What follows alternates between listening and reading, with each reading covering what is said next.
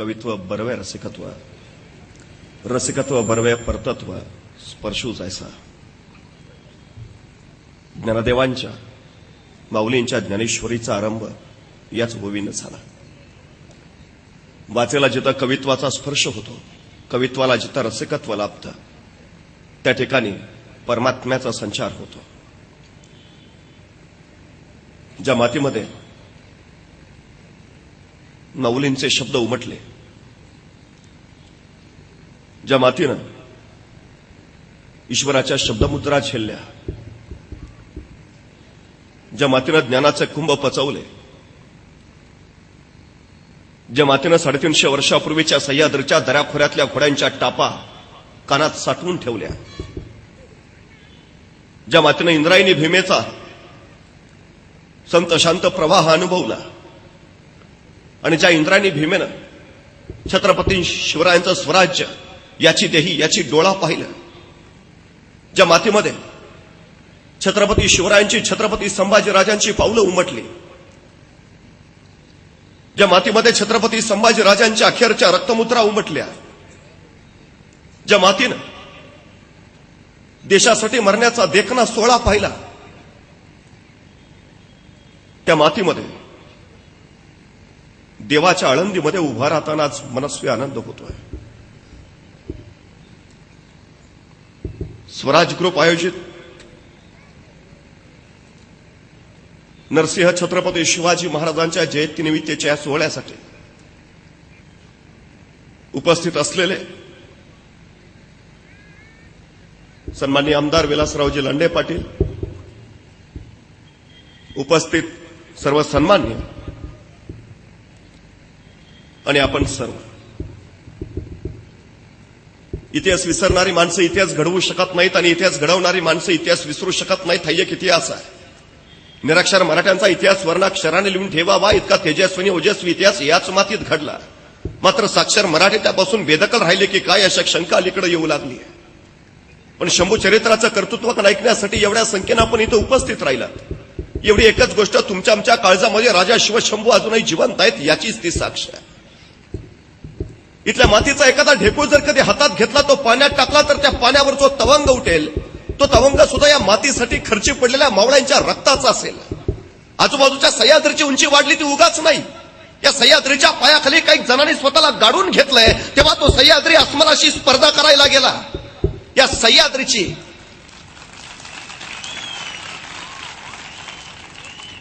सह्याद्रीची सैर करणं कुणा ऐरागैराचं काम नाही. या सह्याद्रीची सैर फक्त तिघच करू शकतात. पहिला वाघ, दुसरा वारा आणि तिसरे मराठे. या तिघांशिवाय सह्याद्री पेलणं कुणाला जमलं नाही, साधलं नाही. या सह्याद्रीच्या कुशीत कुणा कचरीलाचा जन्म कधी झालाच नाही. इथं जन्माला आले एकतर ते शिवराय, नाहीतर शंभूराय.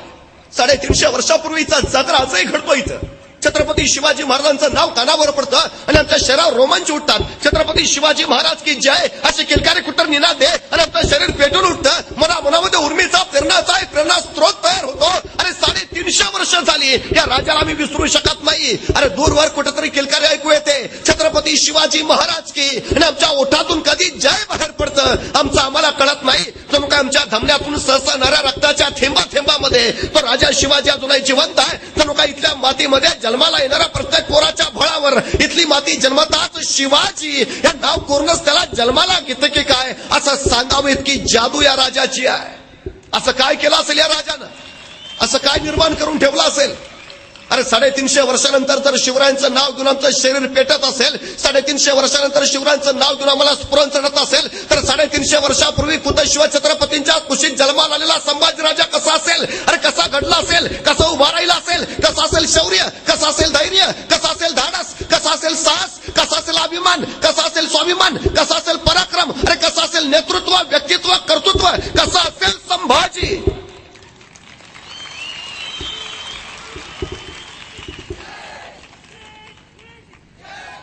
पण ज्यावेळी मी एखाद्या गावरान माणसाला प्रश्न विचारतो, संभाजीराजे कसे होते तुम्हाला माहितीये का, तो 2 शब्दात उत्तर देतो, संभाजी महाराज रगेल होते आणि संभाजी महाराज रंगेल होते.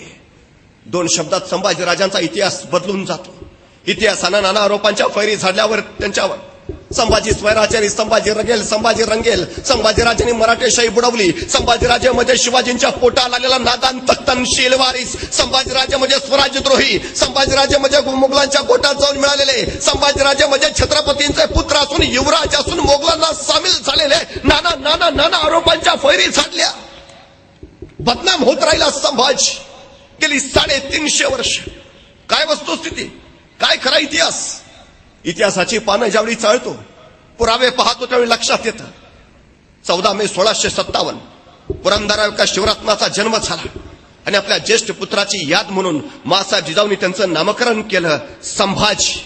बघता बघता संभाजींच्या बाललीलांनी सगळ्यांची मनं हरकू लागली. वय झालं 2.25 वर्ष. त्याच वेळी नियतीनं गलती केली.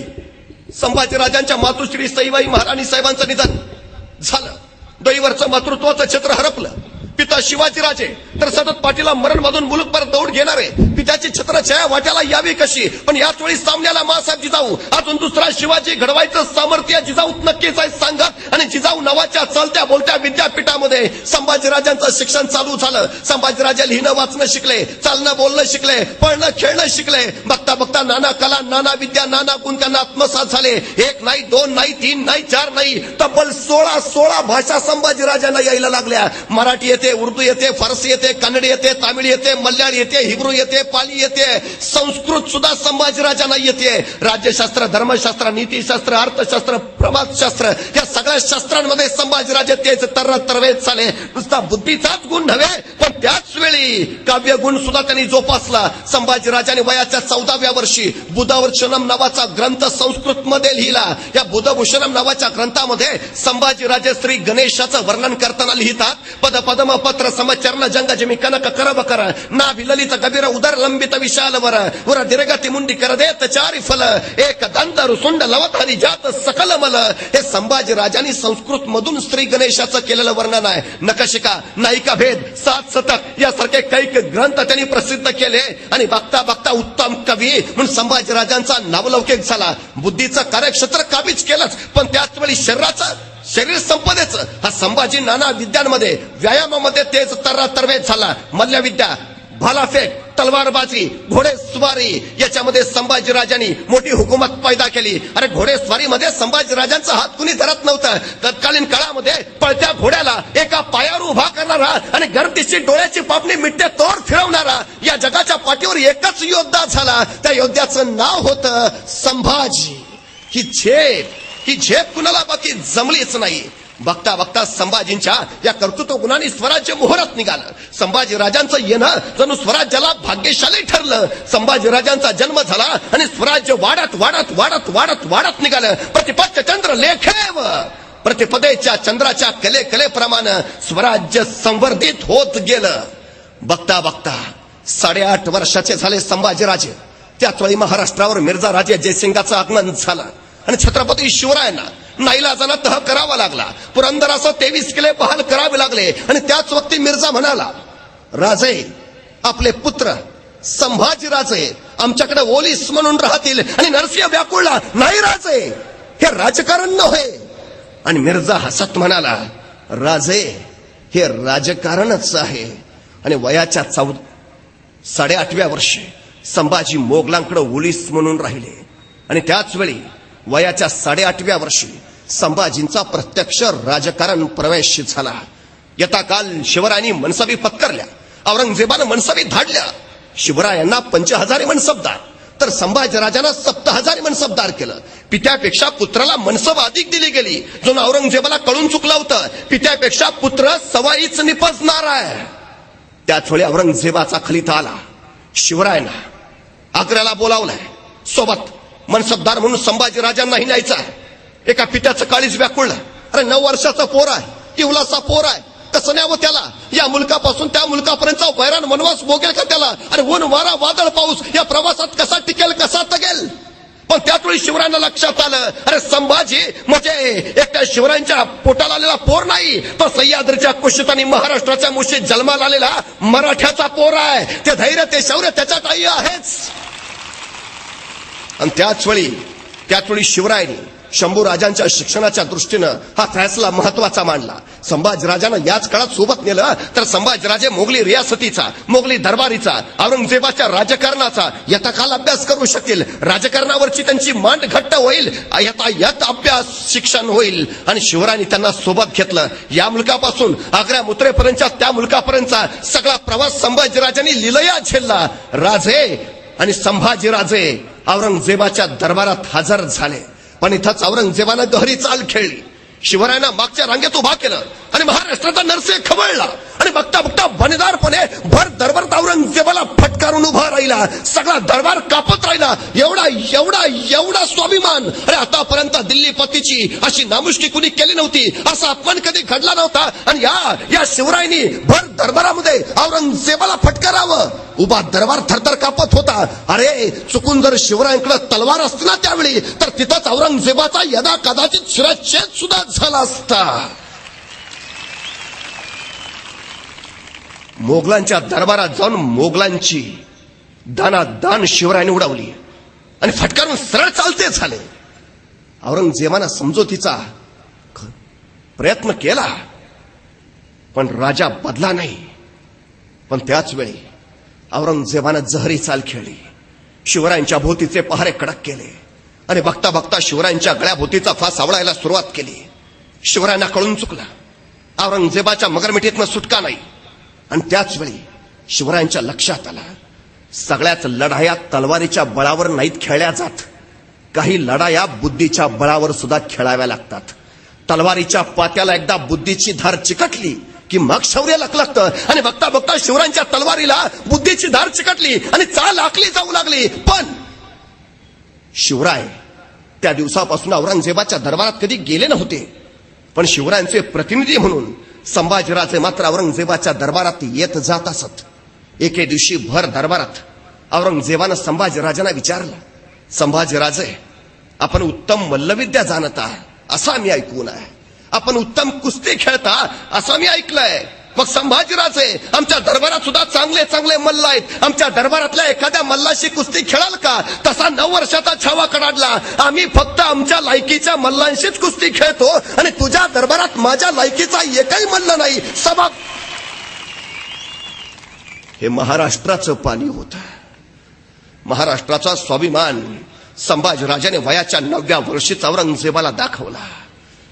पण बघता बघता औरंगजेबाची मिठी आवळत गेली. शिवरायांचा गळा गुदमरू लागला. आणि त्याच वेळी शिवरायांना बाहेर पडायला मुभा नाही. पण संभाजीराजे मात्र औरंगजेबाच्या महालापासून त्या कुंभाराच्या वाड्यापर्यंत बिंदू घेत जात होते. या सगळ्या सुटकेच्या चालीच्या सगळ्या जबाबदाऱ्या शिवरायांनी संभाजीराजांवर सोपवल्या आणि महालापासून कुंभाराच्या वाड्यापर्यंत सगळी चाल संभाजीराजांनी व्यवस्थित पेरली. आणि बघता बघता दिवस उजाडला. जे स्वप्नातही शक्य होणार नाही ते शिवरायांनी सत्यात उतरवलं आणि महाराष्ट्राचा नरसिंह सुटला. औरंगजेबाच्या हातावर तुरी देऊन निसटला. पण आपला एकुलता एक पोर संभाजी, त्याला मागं ठेवून यावेळी एका पित्याचं काळीच गलबला नसेल का? जीव व्याकुळा नसेल का? अरे 9 वर्ष उमरीचं पोर कसं ठेवावं मागं मृत्यूच्या दारात, औरंगजेबाच्या दरबारात? अरे कसं ठेवावं?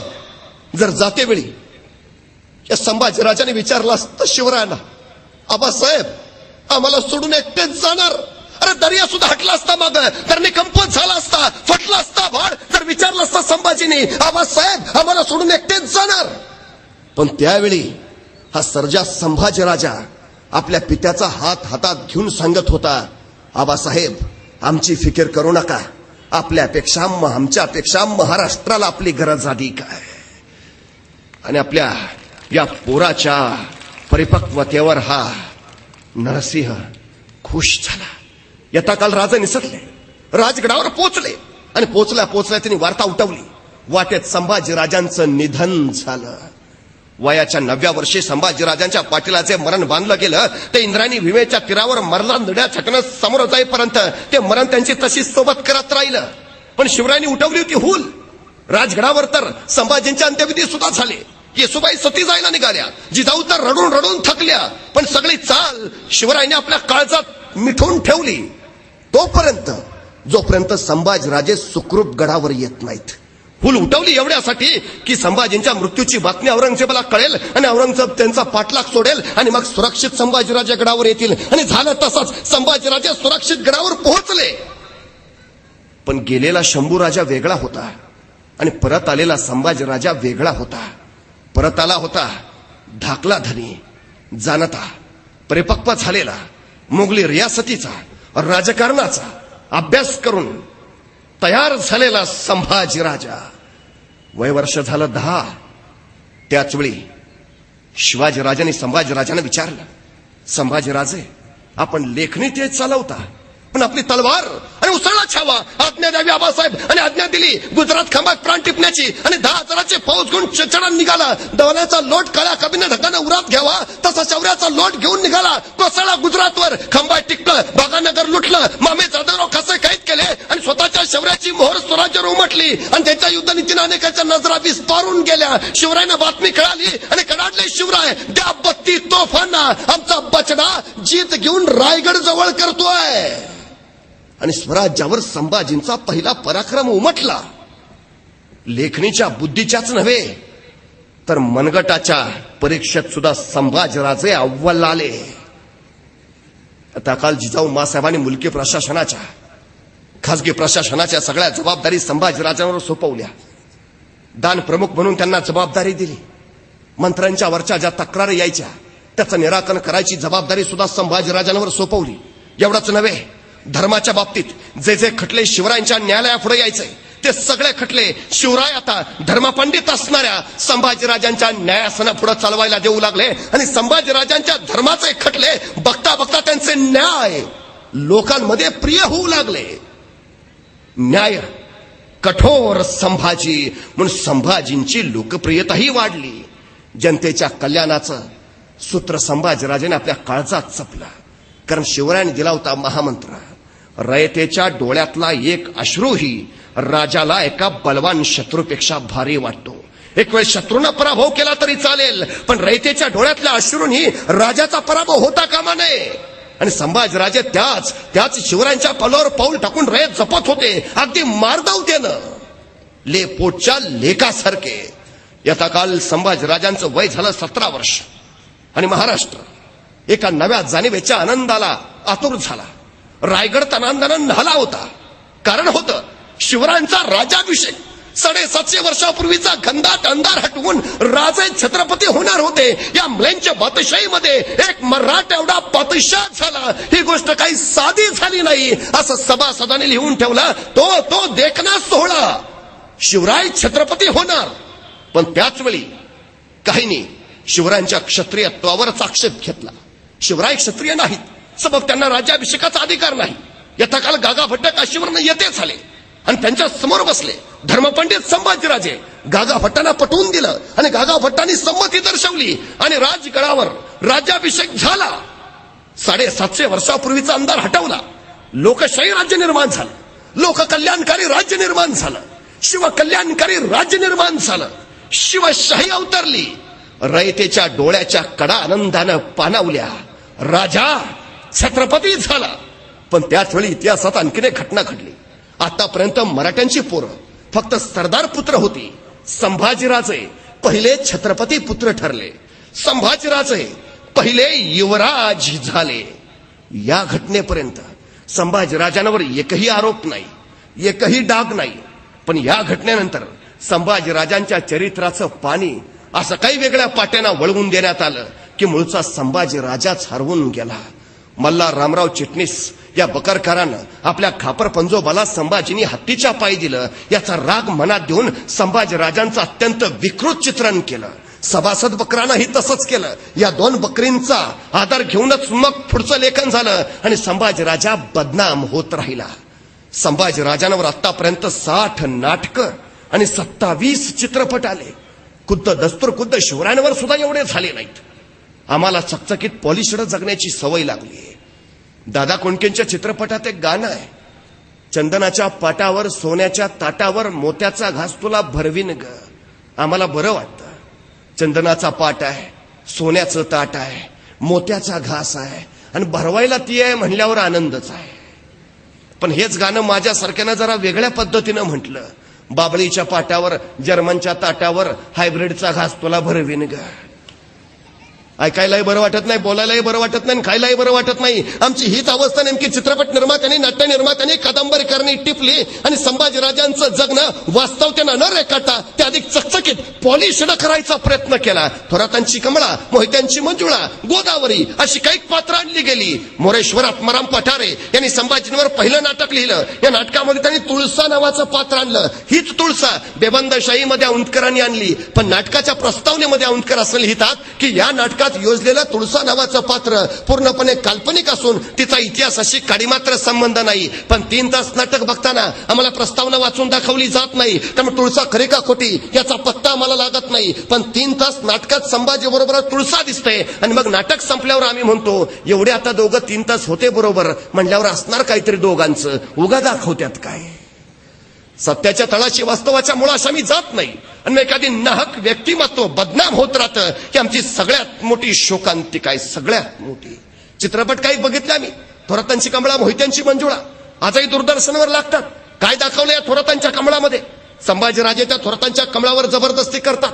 तो आघात सहन न झाल्यामुळं थोरातांची कमळा आत्महत्या करते. चित्रपटाच्या शेवटी ती समाधी सुद्धा दाखवली. वर निवेदन आहे हीच त्या थोरातांच्या कमळाची समाधी जिच्यावर संभाजी त्याला शोध लागला असेल की थोरातांच्या कमळाची समाधी. निदान त्याच्यावर काय लिहिलंय ते बघावं तरी. म्हणून काय लिहिलंय ते वाचलं. आश्चर्याचा धक्का बसला. कारण थोरातांची कमळा निधन पावल्याचं साल होतं 1698 साल आणि संभाजीराजांचं निधन झालंय 1689 साली.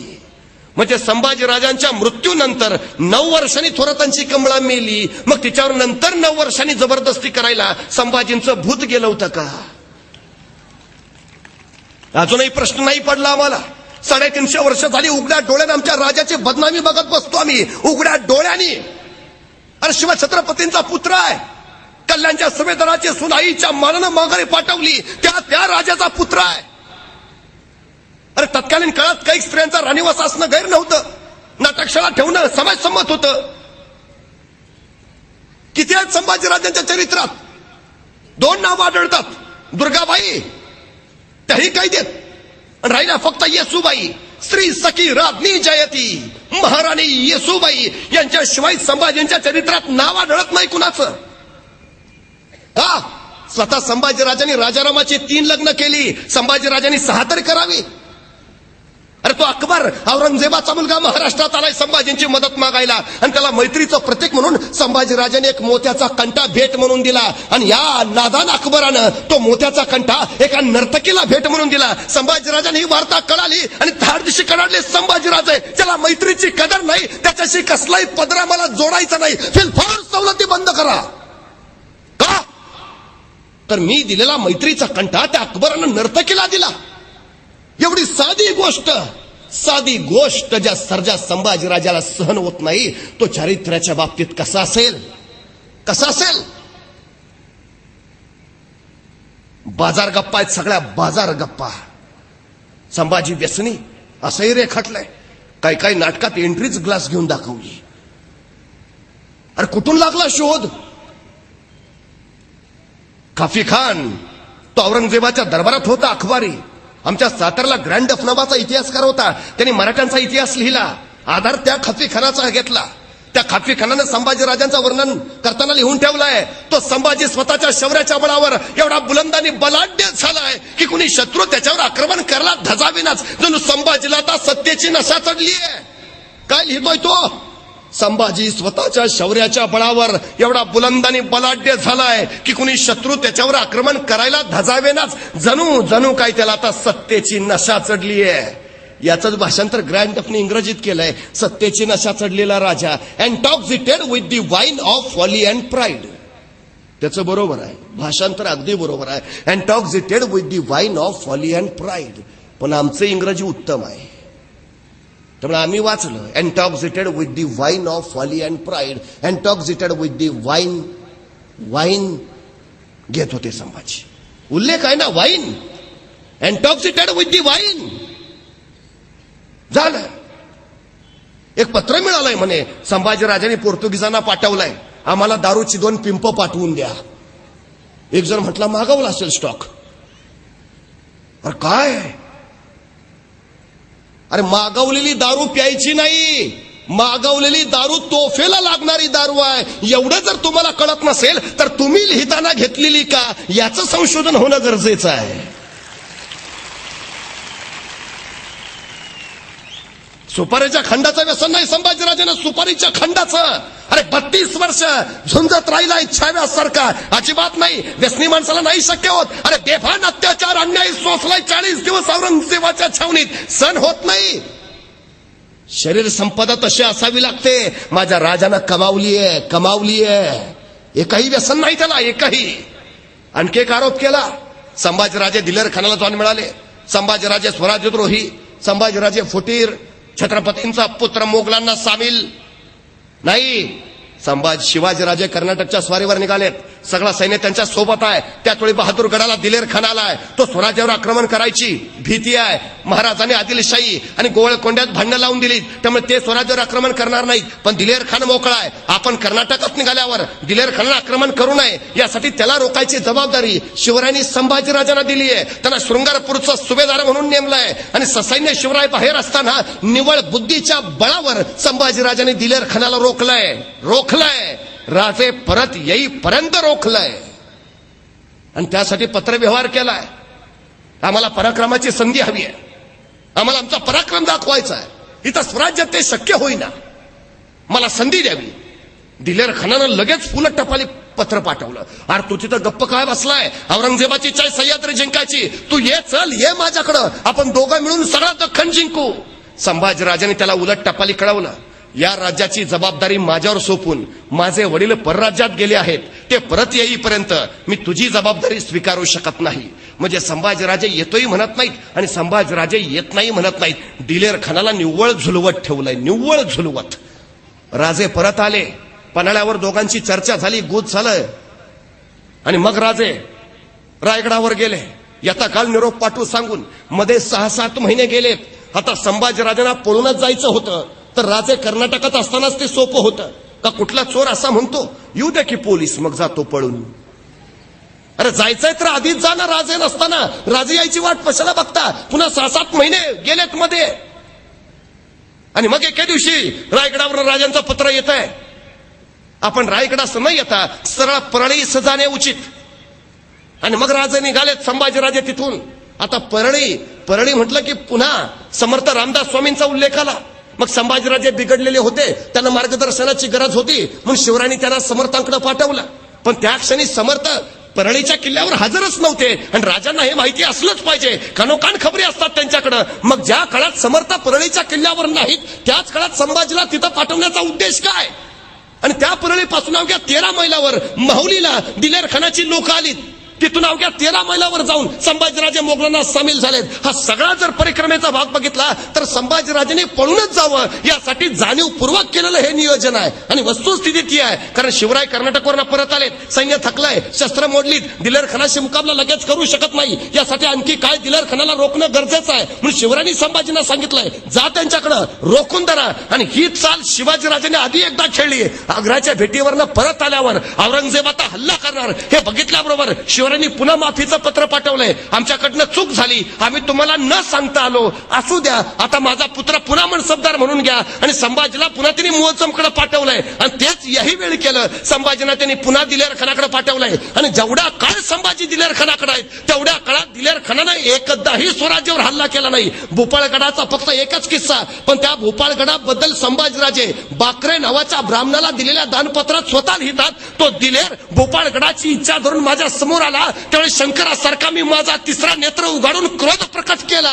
म्हणजे सरळ आहे की संभाजीराजांची इच्छा नाही स्वराज्यावर आक्रमण करायची, एवढी एकच घटना. पण तोही गड मराठ्यांनी लगेच जिंकून घेतलाय. संभाजीराजे जोपर्यंत दिलेर खानाकडे आहेत तोपर्यंत दिलेर खानानं स्वराज्यावर आक्रमण केलेलं नाही नव्हे, संभाजींनी ते जाणीवपूर्वक होऊ दिलेलं नाही. पण या काळात शिवाजीराजे मात्र मोगलांचे किल्ले घेत निघालेत आणि दिलेर खान काही हालचाल करेना. म्हणजे त्याचे किल्ले घेत असून सुद्धा दिलेर खान प्रतिकार करत नाही. तो मुअज्जम वैतागला, त्यांनी दिलेर खानला पत्र लिहिलं, आता शिवाजीराजे आपले किल्ले घेत आहेत, तू गप्प काय बसलाय? हालचाल नाही दिलेर खानाची. मग शेवटी औरंगजेबाचं पत्र आलंय, तू नोकर कुणाचा आहेस, माझा का शिवाजीचा? आणि मग दिलेर खानला हालचाल करणं भाग पडलं. मग दिलेर खान पन्हाळ्यावर हल्ला करायला निघाला. मध्ये अथणीला मुक्काम पडला. भीमसेन सक्सेना नावाचा इतिहासकार लिहितो, शिवाजींची माणसं गुप्तपणे संभाजीराजांकडे येत जात असत. एके दिवशी शिवाजींच्या माणसांनी संभाजीला अलगद बाहेर काढले, विजापूरला मसूद खानाकडे नेले आणि तिथून मग संभाजीराजे पन्हाळ्यावर भेटले आले.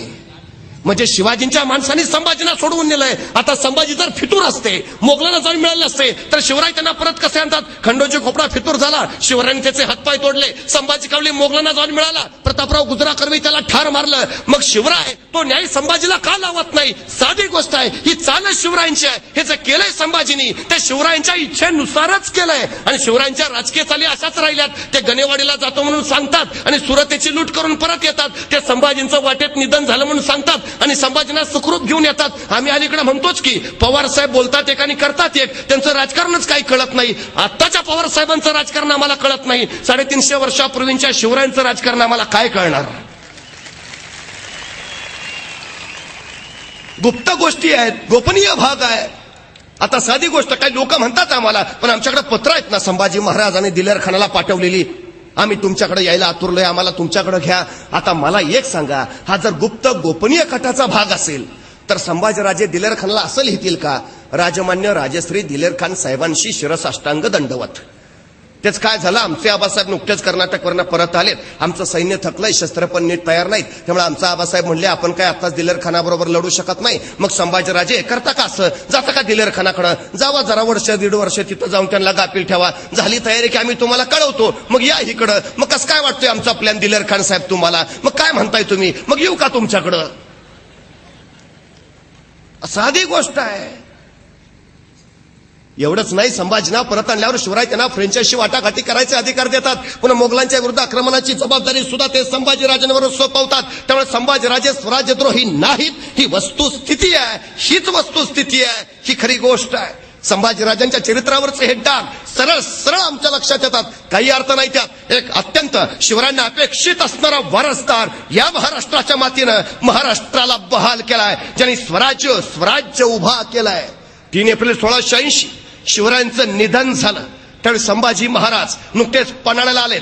ते रायगडावर नव्हते, याचं कारण ते बुर्हानपुराच्या स्वारीत अडकले होते. राजारामाचं लग्न ते स्वारीत असतानाच झालं, म्हणून ते लग्नाला येऊ शकले नाहीत. ते कैदेत वगैरे अजिबात नव्हते, ही वस्तुस्थिती आहे. आणि शिवरायांचं निधन झाल्यावर शिवरायांच्या निधनाची वार्ता लोकांना कळाली तर रयतेत गोंधळ माजेल आणि शत्रू आक्रमण करायची भीती आहे, म्हणून शिवरायांची निधनाची वार्ता सुद्धा गोपनीय ठेवण्यात आली. पण त्याचवेळी मंत्री रायगडावर जमा झाले, मंत्र्यांचा नवीनच डाव सुरू झाला. कसंही झालं तरी संभाजीराजे गादीवर येता उपयोगाचे नाहीत, कारण संभाजीराजे धर्मपंडित, संभाजी संस्कृतचे ज्ञानी, संभाजी निर्णय क्षमता असणारे, संभाजी प्रचंड बुद्धिमान, संभाजी प्रचंड शौर्यशाली. संभाजी जर गादीवर आले तर आत्ताच ते आपला मुलाईचा ठेवत नाहीत, पुन्हा जर आपल्यालाच ठेवणार नाहीत. त्यामुळे कसल्याही परिस्थितीत संभाजी गादीवर येता कामा नाही. त्यापेक्षा राजारामाला गादीवर बसूया. राजाराम अल्पवयी आहे, त्याला काही कारभार जमणार नाही, म्हणजे कारभार आपल्याच हातात येणार. स्वार्थी मंत्र्यांनी स्वतःच्या स्वार्थासाठी कसल्याही परिस्थितीत संभाजीला गादीवर येऊ न देण्याचा चंग बांधला. त्यासाठी सोयराबाईंना हाताशी धरलं, सरळ सरळ हाताशी धरलं आणि तिकडं कराडला हंबीरराव मोहिते, जे सोयराबाईंचे सख्खे बंधू, मराठे शाहीचे सरसेनापती सरलष्कर, त्यांना निरोप पाठवला. पन्हाळ्यावर संभाजीला कैद करायला जायचं, आपण ससैन्य तयार राहा. त्यांची भूमिका अशी की कुठल्या मामाला वाटणार नाही आपला भाचा गादीवर येऊ नये. आता राजारामाला गादीवर बसवतोय म्हटल्यावर मामा हंबीरराव तर लगेच तयार होतील, आणि झालंही तसंच. हंबीररावांनी लगेच कळवलं, मी तयारच आहे, तुम्ही या. मग म्हणूनच संभाजीना कैद करायला जाऊ. मंत्री आनंदले, निघाले, आले, तळबीडला आले. हंबीररावांच्या पुढं चला आता सैन्य घ्या, संभाजीला कैद करायचं आहे. आणि त्या क्षणी हंबीररावांनी डाव बदलला, बुमरँग त्यांच्यावर उलटवलं, आल्या मंत्र्यांना सरळ काढण्या चढवल्या, सगळे कैद केले. सर पन्हाळ्यावर नेऊन संभाजींच्या पायावर घातले आणि कडाडले सरलष्कर. ही काय नादान हरामजाद माणसं, राजा जाऊन अजून 11 दिवस नाही झाले आणि त्यांच्या पोटच्या गोळ्याला कैद करायला आल्यात, घ्या ताब्यात. आणि मंत्री फिलपोट गिरफ्तार झाले. संभाजीराजांनी त्यांना कैदेत ठेवलं. 1 महिना पन्हाळ्यावरच कारभार चालवला आणि मग संभाजी रायगडावर आले. पण या काळात संभाजीराजांनी हंबीररावांना विचारलं, मामासाहेब आपण राजारामांचे मामा असून, आमच्या मातोश्री सोयराबाई साहेबांचे सख्खे बंधू असून आपण त्यांच्या पाठीशी उभा राहण्यापेक्षा आमच्या पाठीशी कसं काय उभा राहिलात? तर हंबीररावांनी सांगितलं. या मंत्र्यांचा डाव लक्षात येताच आणि मंत्री माझ्याकडे येताच सोयराबाईंनी मला कळवलं की कैसे हे करून संभाजीराजांना वाचवणे. सोयराबाईंनी निरोप दिल्यामुळेच मी आपल्याला वाचवू शकतो. दुर्दैवानं सोयराबाईंची भूमिका मराठ्यांच्या इतिहासात कैकई सारखी करून टाकल्यामुळं त्याही व्यक्तित्वावर अन्याय झालाय. ही सगळ्यात मोठी वस्तुस्थिती. त्यांना भिंतीत चिणून बिनून मारलं, असल्या काही गोष्टी कल्पोकल्पित रंगवल्यात. अजिबात नाही. सोयराबाईंना कुणीही भिंतीत चिणून मारलं नाही. उलट या घटनेनंतर 1.5 वर्ष पुढे सोयराबाई जिवंत आहेत. ही वस्तुस्थिती आहे. रायगडावर संभाजीराजे आले, शिवरायांचे अंत्यविधी सुद्धा नीट झाले नव्हते. संभाजीराजेने पहिल्यांदा ते करून घेतले. रायगडावर शिवरायांची समाधी उभारली आणि तब्बल स्वराज्याची घडी नीट बसून तब्बल 9 महिन्यांनी स्वतःला राज्याभिषेक करून घेतला. संभाजीराजे स्वराज्याचे दुसरे छत्रपती झाले. पण त्याच वेळी महाराष्ट्राचं आभाळ काळवंडलं होतं. एके दिवशी संभाजीराजांनी सरलष्करांना विचारलं, मामासाहेब, स्वराज्याचा घाट बांधावा म्हणतो, पण औरंगजेबाचाही थाट उतरला पाहिजे. जागा शोधा मोक्याची. आणि हंबीररावांनी जागा काढली, अगदी मोक्याची. राज एक जागा आहे, बुर्रानपुरा. दार उठ मुल्क दख्खन. बुर्रानपुरा म्हणजे औरंगजेबाची दख्खनेतील राजधानी. एखाद्या सुंदरीच्या गालावर तिळ शोभावा असा बुर्रानपुरा शोभतो. ऐश्वर्य, संपत्ती, सामर्थ्य, अफाट. आणि त्यातोळी कडडला छावा. मग टाका छापा त्या बुर्रानपुरावर, करा कोळसा पुरा त्याचा. आणि सुटले मराठे. बुर्रानपुराचे 17 पुरे धुतले, काही ठेवलं नाही. अरे बुर्रानपुरा म्हणजे औरंगजेबाचं हळवं काळीच पान. पर चेंदा मेंदा करून टाकला मराठ्यांनी. पहिला तडाखा सोसतो ना सोसतो तो संभाजीराजांनी दुसरा तडाखा दिला, औरंगाबाद. औरंगजेबाच्या नावाने बसवलेला औरंगाबाद. संभाजीराजांनी त्यालाच हात घातला. इतकं लुटलं, इतकं धुतलं की औरंगजेबाच्या नावाशिवाय तिथं काही ठेवलंच नाही. एखाद्या बागेचं सौंदर्य डोळ्यात साठवावं म्हणून डोळे मिठावे आणि पुन्हा उघडून बघावं तर पुढं स्मशान दिसावं, अशी अवस्था औरंगाबादची केली होती.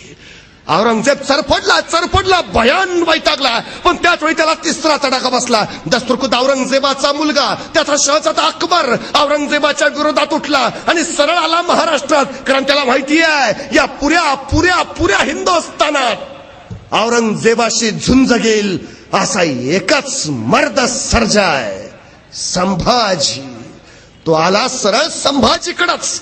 औरंगजेबाला दुसरं कुणी नमू नाही शकत. औरंगजेबाला दुसरं कुणी झुकवू नाही शकत. औरंगजेबाला दुसरं कुणी मातीत गाडू नाही शकत. एकच संभाजी.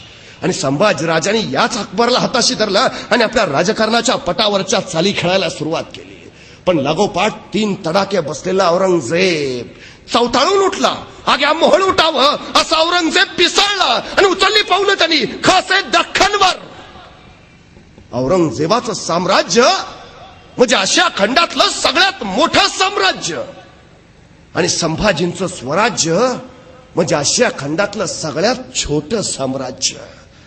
मनभर सैन्य कणभर मराठ्यांना चिरडायला निघालं. औरंगजेबाच्या नुसत्या सरदारांची संख्या 14,500 होती. कैक नातलग, शहजादे, अफाट सेनापती, 4 लाखाचं सैन्य, 14 कोटीचा खजिना, 40,000 हत्ती, 70,000 घोडी, 35,000 उंट. अरे औरंगजेबाची छावणी पडली तर 3 मैलाचा परिसर व्यापून जायचा. 3 मैलाचा एवढा अफाट सैन्य आलं चालून महाराष्ट्रावर. आणि सह्याद्रीच्या कड्यावरनं कडाडला छावा. येऊ द्या त्या औरंगजेबाला. अखेर त्याला त्याच्या मरणाची जागा कळली तर आता बघेल या छाव्याचा गनिमी कावा. आणि बघता बघता संभाजी सज्ज झाला. वय वर्ष अवघं 23. महाराष्ट्राचा आभाळ काळवंडून गेला. औरंगजेबाने एका बाजूपाठ मोहिमाला घडल्या. सरबुलंद खान, आले खान, फतेह खान, शहजादा आजम, बेदार बख्त मुअज्जम, शहाबुद्दीन खान, बहादूर खान, एक नामचीन सेनापती अफाट ताकदीनं महाराष्ट्राला कैचीत पकडायला चोहोबाजूनी आत घुसवले. आणि मराठे सज्ज झाले. संभाजीराजाच्या नेतृत्वाखाली त्यांनी मोगलांची लंगडे तोड चालू केली. मराठे सुसाट सुटले. जिथं भेटेल तिथं मोगलांना कापत राहिले. जिथं जाईल तिथं. अरे सरबुलंद खान मार खान परतला. फतेह खान तोंड काळं करून गेला. तो बहादूर खान नुसता पळून दमला. शहाबुद्दीन खानाला तर काही सुचेना. औरंगजेबानं चोहो बाजूने फक्त शिकस्तीच्या बातम्या ऐकत राहिला. हार पराभव हो. अरे 23 वर्षाचा चावा संभाजी, मोगलांना पार 16 पळा सोडला. तू महाराष्ट्रात येतो ना, संभाजीराजांनी विलक्षण युद्धनीती केली. मराठ्यांच्या फौजा सगळं मोगलांच्या प्रांतात घुसवल्या. इतकं फाटलं की औरंगजेबाला काय कळेना. मराठी तिथं आले म्हणून सैन्य पाठवावं तर मराठे पुढं, मराठी तिथं गेले म्हणून सैन्य पाठवावं, मराठे त्याच्या पुढं. अरे कुठं शिवावं, सगळीकडंच फाटत निघालंय. इथं शिवावं तर तिथं मराठे फाडतायत, तिथं शिवावं तर मराठे तिकडं फाडत निघालायत. कुठं ठिगळं लावावी. वैतागून संतापून गेला औरंगजेब. आपल्या सरदारांवर बरसत राहिला. क्या करते हो बंदोबस्त, खिल्लते पहन के खाली मार खाते हो. इतनी फौज दी दीमत ने कहा गई, खा गया वो दक्कन का चूहा. तसा कुणी सरदार म्हणाला, हुजूर वो संभा शैतान है. अरे फिर हम कहा शैतान से कम है. फिर भी क्यों शिकस्त, फिर भी क्यों हार. औरंगजेबानं मोठ्या थाटात मराठ्यांविरुद्धची मोहीम उघडली. पण संभाजीराजांनी त्याची पुरती वाट लावली. कडाडला संभाजीराजा. आमच्याच वाटेवर येऊन आमच्याशीच वाटमारी करणाराची त्याच्या वाटेवर जाऊन वाट लावल्याशिवाय आमच्या वाटेवर परतत नाही आम्ही. बस तलवारीच्या टोकावर भाकरी भाजतात मराठे, तुला भाजायला वेळ नाही लागणार. आणि बघता मराठे भाजत सुटले. त्या धगीन औरंगजेब हैराण झाला. अरे काय करावं. आणि कुणीतरी औरंगजेबाला सल्ला दिला, हुजूर मरहट्टों की जान है उनके गड़किलों में, पहले गड़किले ले लेते हैं.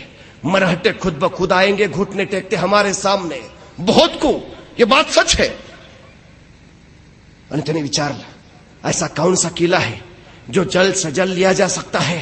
तरसला होता विजयासाठी औरंगजेब, तरसला होता. विचारतोय, ऐसा कौन सा किला है जो जल्द से जल्द लिया जा सकता है. नाही, पहिल्याच घासाला खडा लागायला नको. मुहूर्ताचा नारळ पटकन फुटू द्या, असा काहीतरी किल्ला काढा. आणि मग एकाने सांगितलं, हुजूर एक किल्ला आहे नाशिक जिल्ह्यातला, दिंडोरी पासून अवघ्या 10 मैलावर असणारा. प्रभू श्रीराम तिथं विश्रांतीसाठी जायचे, त्यांची सेज तिथं आहे. म्हणून त्या किल्ल्याचं नाव पडलं रामसेज. हुजूर छोटासा किल्ला आहे. आणि मरहट्टे अवघे 600 हुजूर. तोफखाना कुछ नहीं हुजूर, बजमियत कुछ नहीं हुजूर. कौन जाएगा. आणि उभाराला शहाबुद्दीन खान, हुजूर हम जाएंगे. कितने दिनों में ले लोगे किला, कितने दिन. हुजूर 1 दिन काफी है. आज गया कल किला लेके आया, बस बात खत्म. औरंगजेब को चला बहुत को 10,000ची फौज दिली. जाओ हमें रामसेज चाहिए. आणि विजयाची खबर ऐकायला औरंगजेब आतुरला. निघाला शहाबुद्दीन खान. वेडा टाकला रामसेजला. अरे अफाट सेना सागर. मराठ्यांचे अवघे 600 मावळेवर न बघतायत. अरे प्रचंड सैन्य, तोफा, बारूद, बचमी, ताफाट. आणि बघता शहाबुद्दीननं वेडा लावला, मोर्चे लावले आणि आदेश दिला, यलगा. आणि निघाली मोगली फौज. निघाली रामसेजवर. वेसोलांडून पुढा फार निम्म्यापर्यंत पोचली. आमच्या मराठ्यांची हालचाल ना प्रतिकार. शहाबुद्दीन खानाला वाटलं बहुतेक न लढताच किल्ला देता येतो वाटतं. मोठा उत्साह आला. चलो आगे ले लो किल्ला, चलो सैन्य पुढा.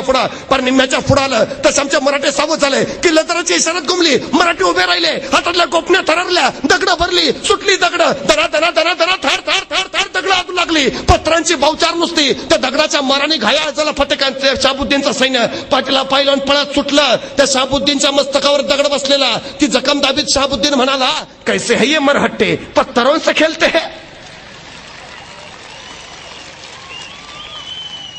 एका दिवसात किल्ला घेतो म्हणलेला फतेह खान, तो शहाबुद्दीन खान रात्री खलबत खाण्यात जखमा शेकत बसला होता. क्या किया जाए अब. त्याचा एक सरदार होता मोठा. त्यांनी युक्ती काढली, हुजूर ऐसा करते हैं. बोलो. नाही, काल आपण चालत गेलो, मग दगड डोक्यावर बसली. मग उद्या चालत नको जायला, मग सरपटत जाऊ. म्हणजे दगड आली तरी वर्ण जातीला आपल्याला लागणार नाही. मोठी नामी कल्पना फतेखानला पटली, हाय सही करेंगे. दुसऱ्या दिवशी चढाई सुरू झाली. उरला सैन्य निघाला सरपडत सर करत पुढं पेच ओलांडून पुढं पार निम्म्यापर्यंत. कुणी डोकं वर करायला तयार नाही. चुकून डोकं वर करायचो, डोक्यात दगड बसायचा, डोक्याला ताप नको, बघ खालीन चल पुढं. सर करत निघालाय सैन्य. शाहबुद्दीन कडाडतोय, चलो आगे चलो लेलो किला, चलो पुढं टप्प्यात आला सैन्य. आता जवळजवळ किल्ल्यावर पोहोचणारच. शाहबुद्दीन आनंदला लिया चलो आगे. आणि सरपटणारा सैन्य टप्प्यात आलं तसे मराठे सावध झाले. रात्रभर जागून तटबंदीवर मोठमोठ्या दगडी शिळा गोळा करून ठेवलेल्या. हे सैन्य जवळ आलं तशा दगडी शिळा दिल्या नुसत्या ढकलून. गडगडा करत शिळा सुटल्या खाली. सरपटणाऱ्या प्राण्यांना कायमचं सरपटणारा करून मग तळा जाऊन थांबल्या. शाहबुद्दीनला काही कळे ना क्या जाय. मग त्यांनी स्वतःच्या तोफखाना प्रमुखाला बोलावलं. कल तोफे लागल, दागो तोफे किले पर बस. तोफों से कितने पल में आएगा किला हाथ में. तोफखान्याचा प्रमुख म्हणाला, हुजूर 2 घंटे की बात है खाली बस. 2 तासात किल्ला तुमच्या पायावर ठेवतो. आणि बघता त्यांनी तोफा लावल्या. रात्र झाली.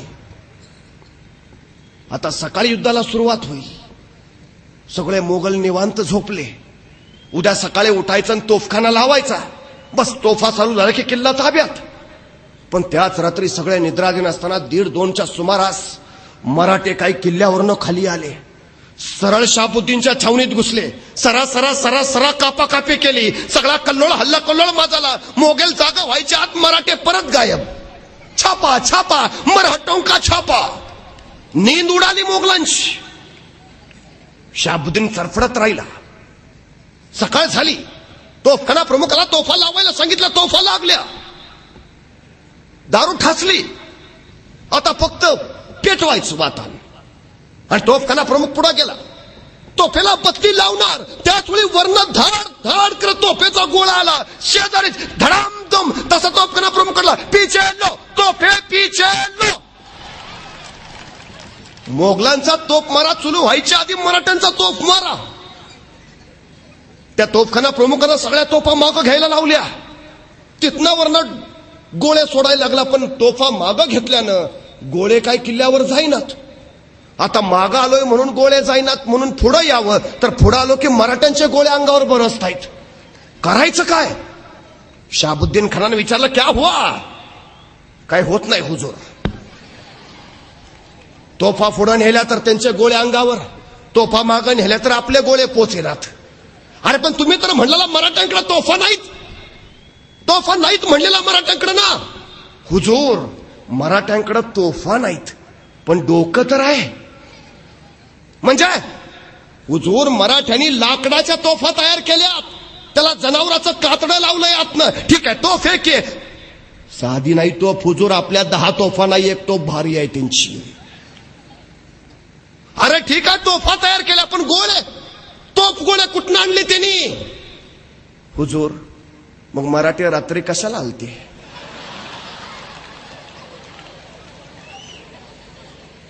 हे गोळे आपलेच आहेत.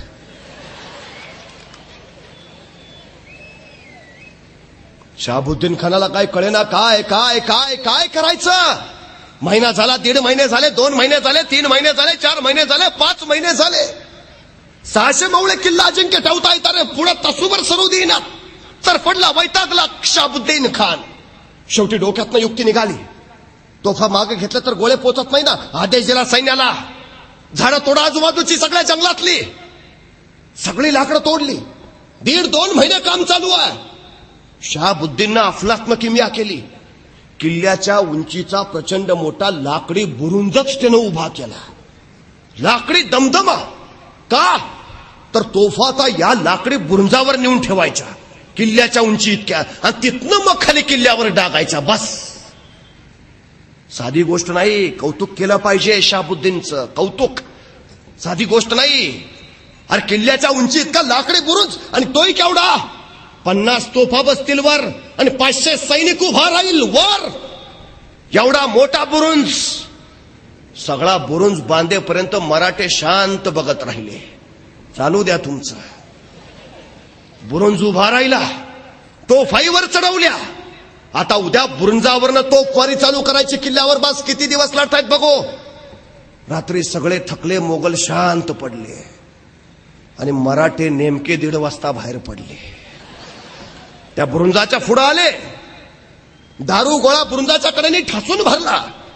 पूर्वी हुक्के असायचे, हुक्के म्हणजे गावठी बॉम्ब.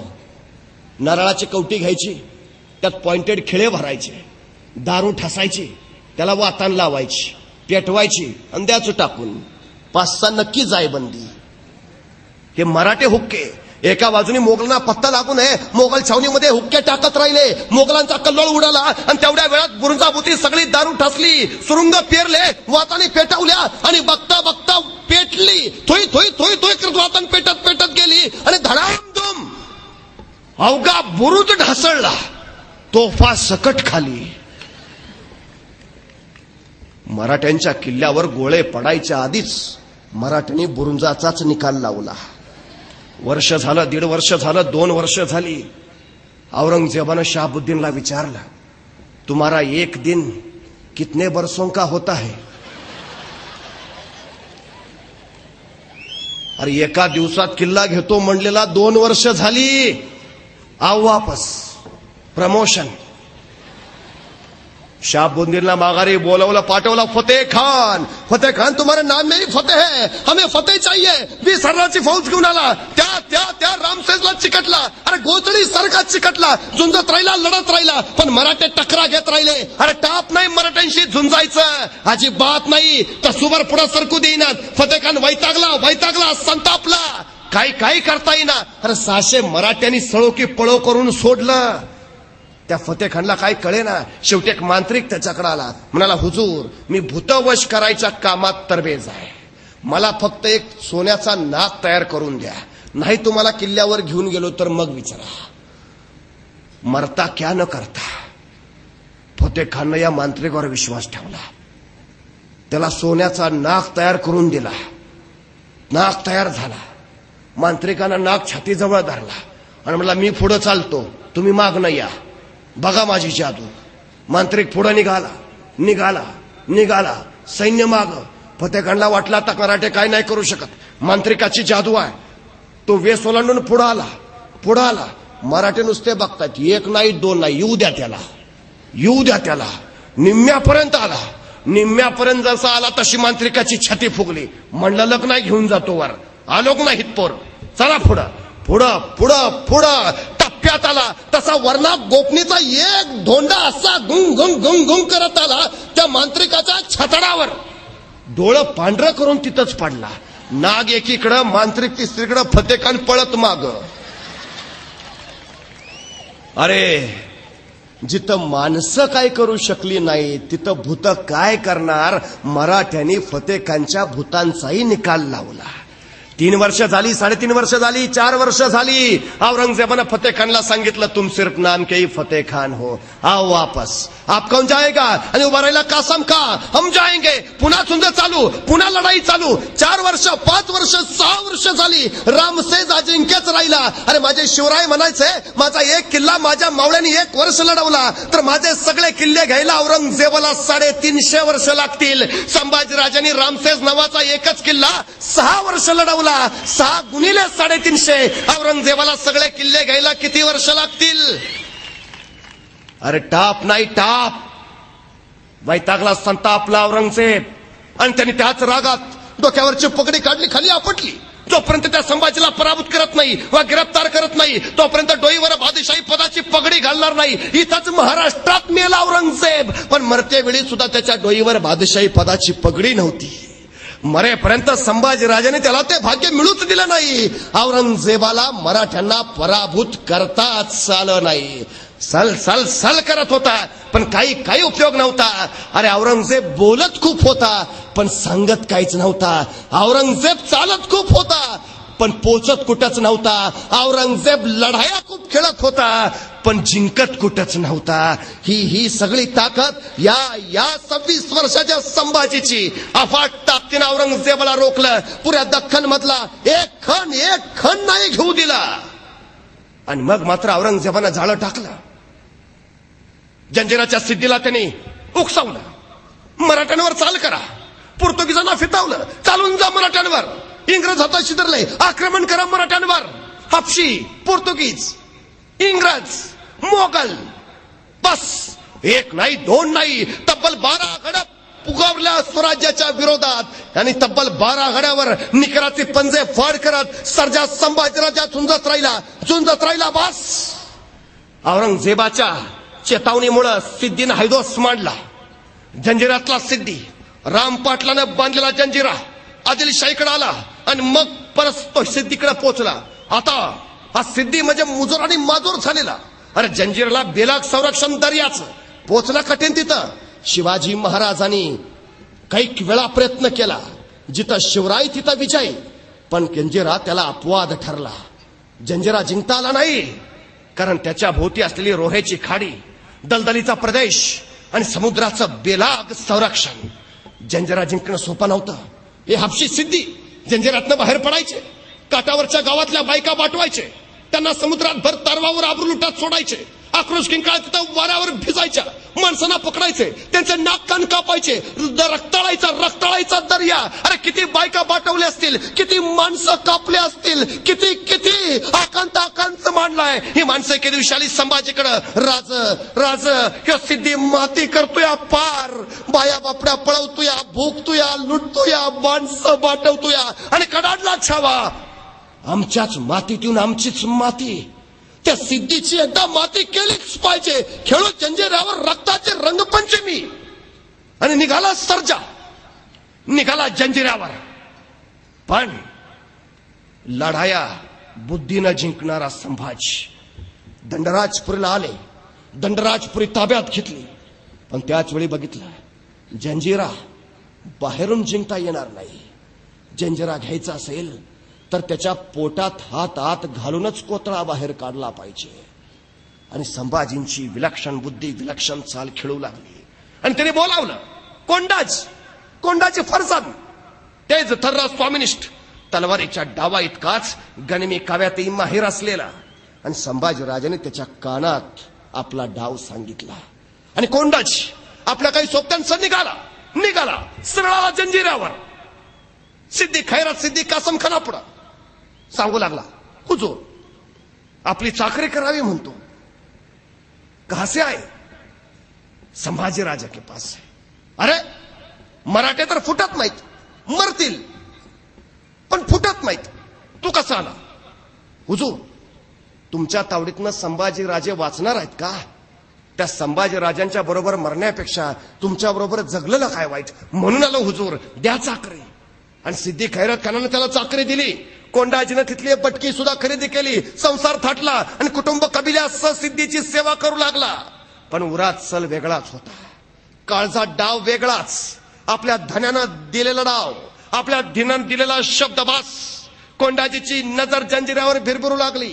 संभाजीराजांचा आदेश होता त्याच्या पोटात हात घालूनच कोतळा बाहेर काढायचा. आणि कोंडाजीचा हात जंजिराच्या पोटात फिरवू लागला. डाव असा की जंजिरावर असणारी दारू गोळ्याची कोठारच उडवून द्यायची. बस असा धमाका की जंजिरा डचमळला पाहिजे दर्यात, विसर्जितच झाला पाहिजे दर्यात जंजिरा. आणि कोंडाजीनं दारू गोळ्याची कोठार हेरली. सगळ्या सोबत त्यांना डाव समजून सांगितला. दिवस ठरला.